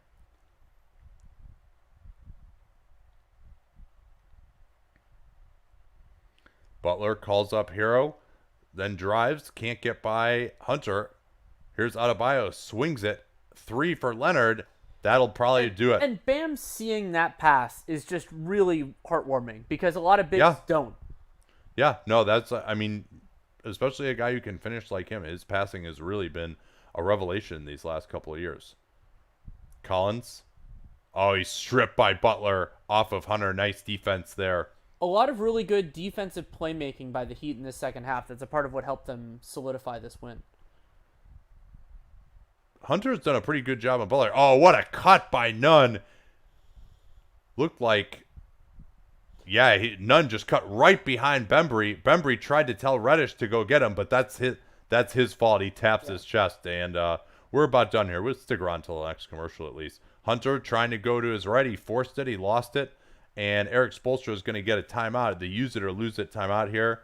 And this can be our bidding you guys adieu. Thanks for joining us here on what was not a marquee matchup. We appreciate it. It was a fun time, though. Enjoy the rest of your Halloween. Patreon.com/Duncan LaRue is a great way of supporting this endeavor. We love doing it, and we try to make it worth your while. We have the subscriber-only mailbag podcast. We had one last week, but also salary cap sheets and whatever else we can think of, including like when we do long podcasts, like kind of text versions of parts of it. We put that out too, like awards and all that fun stuff.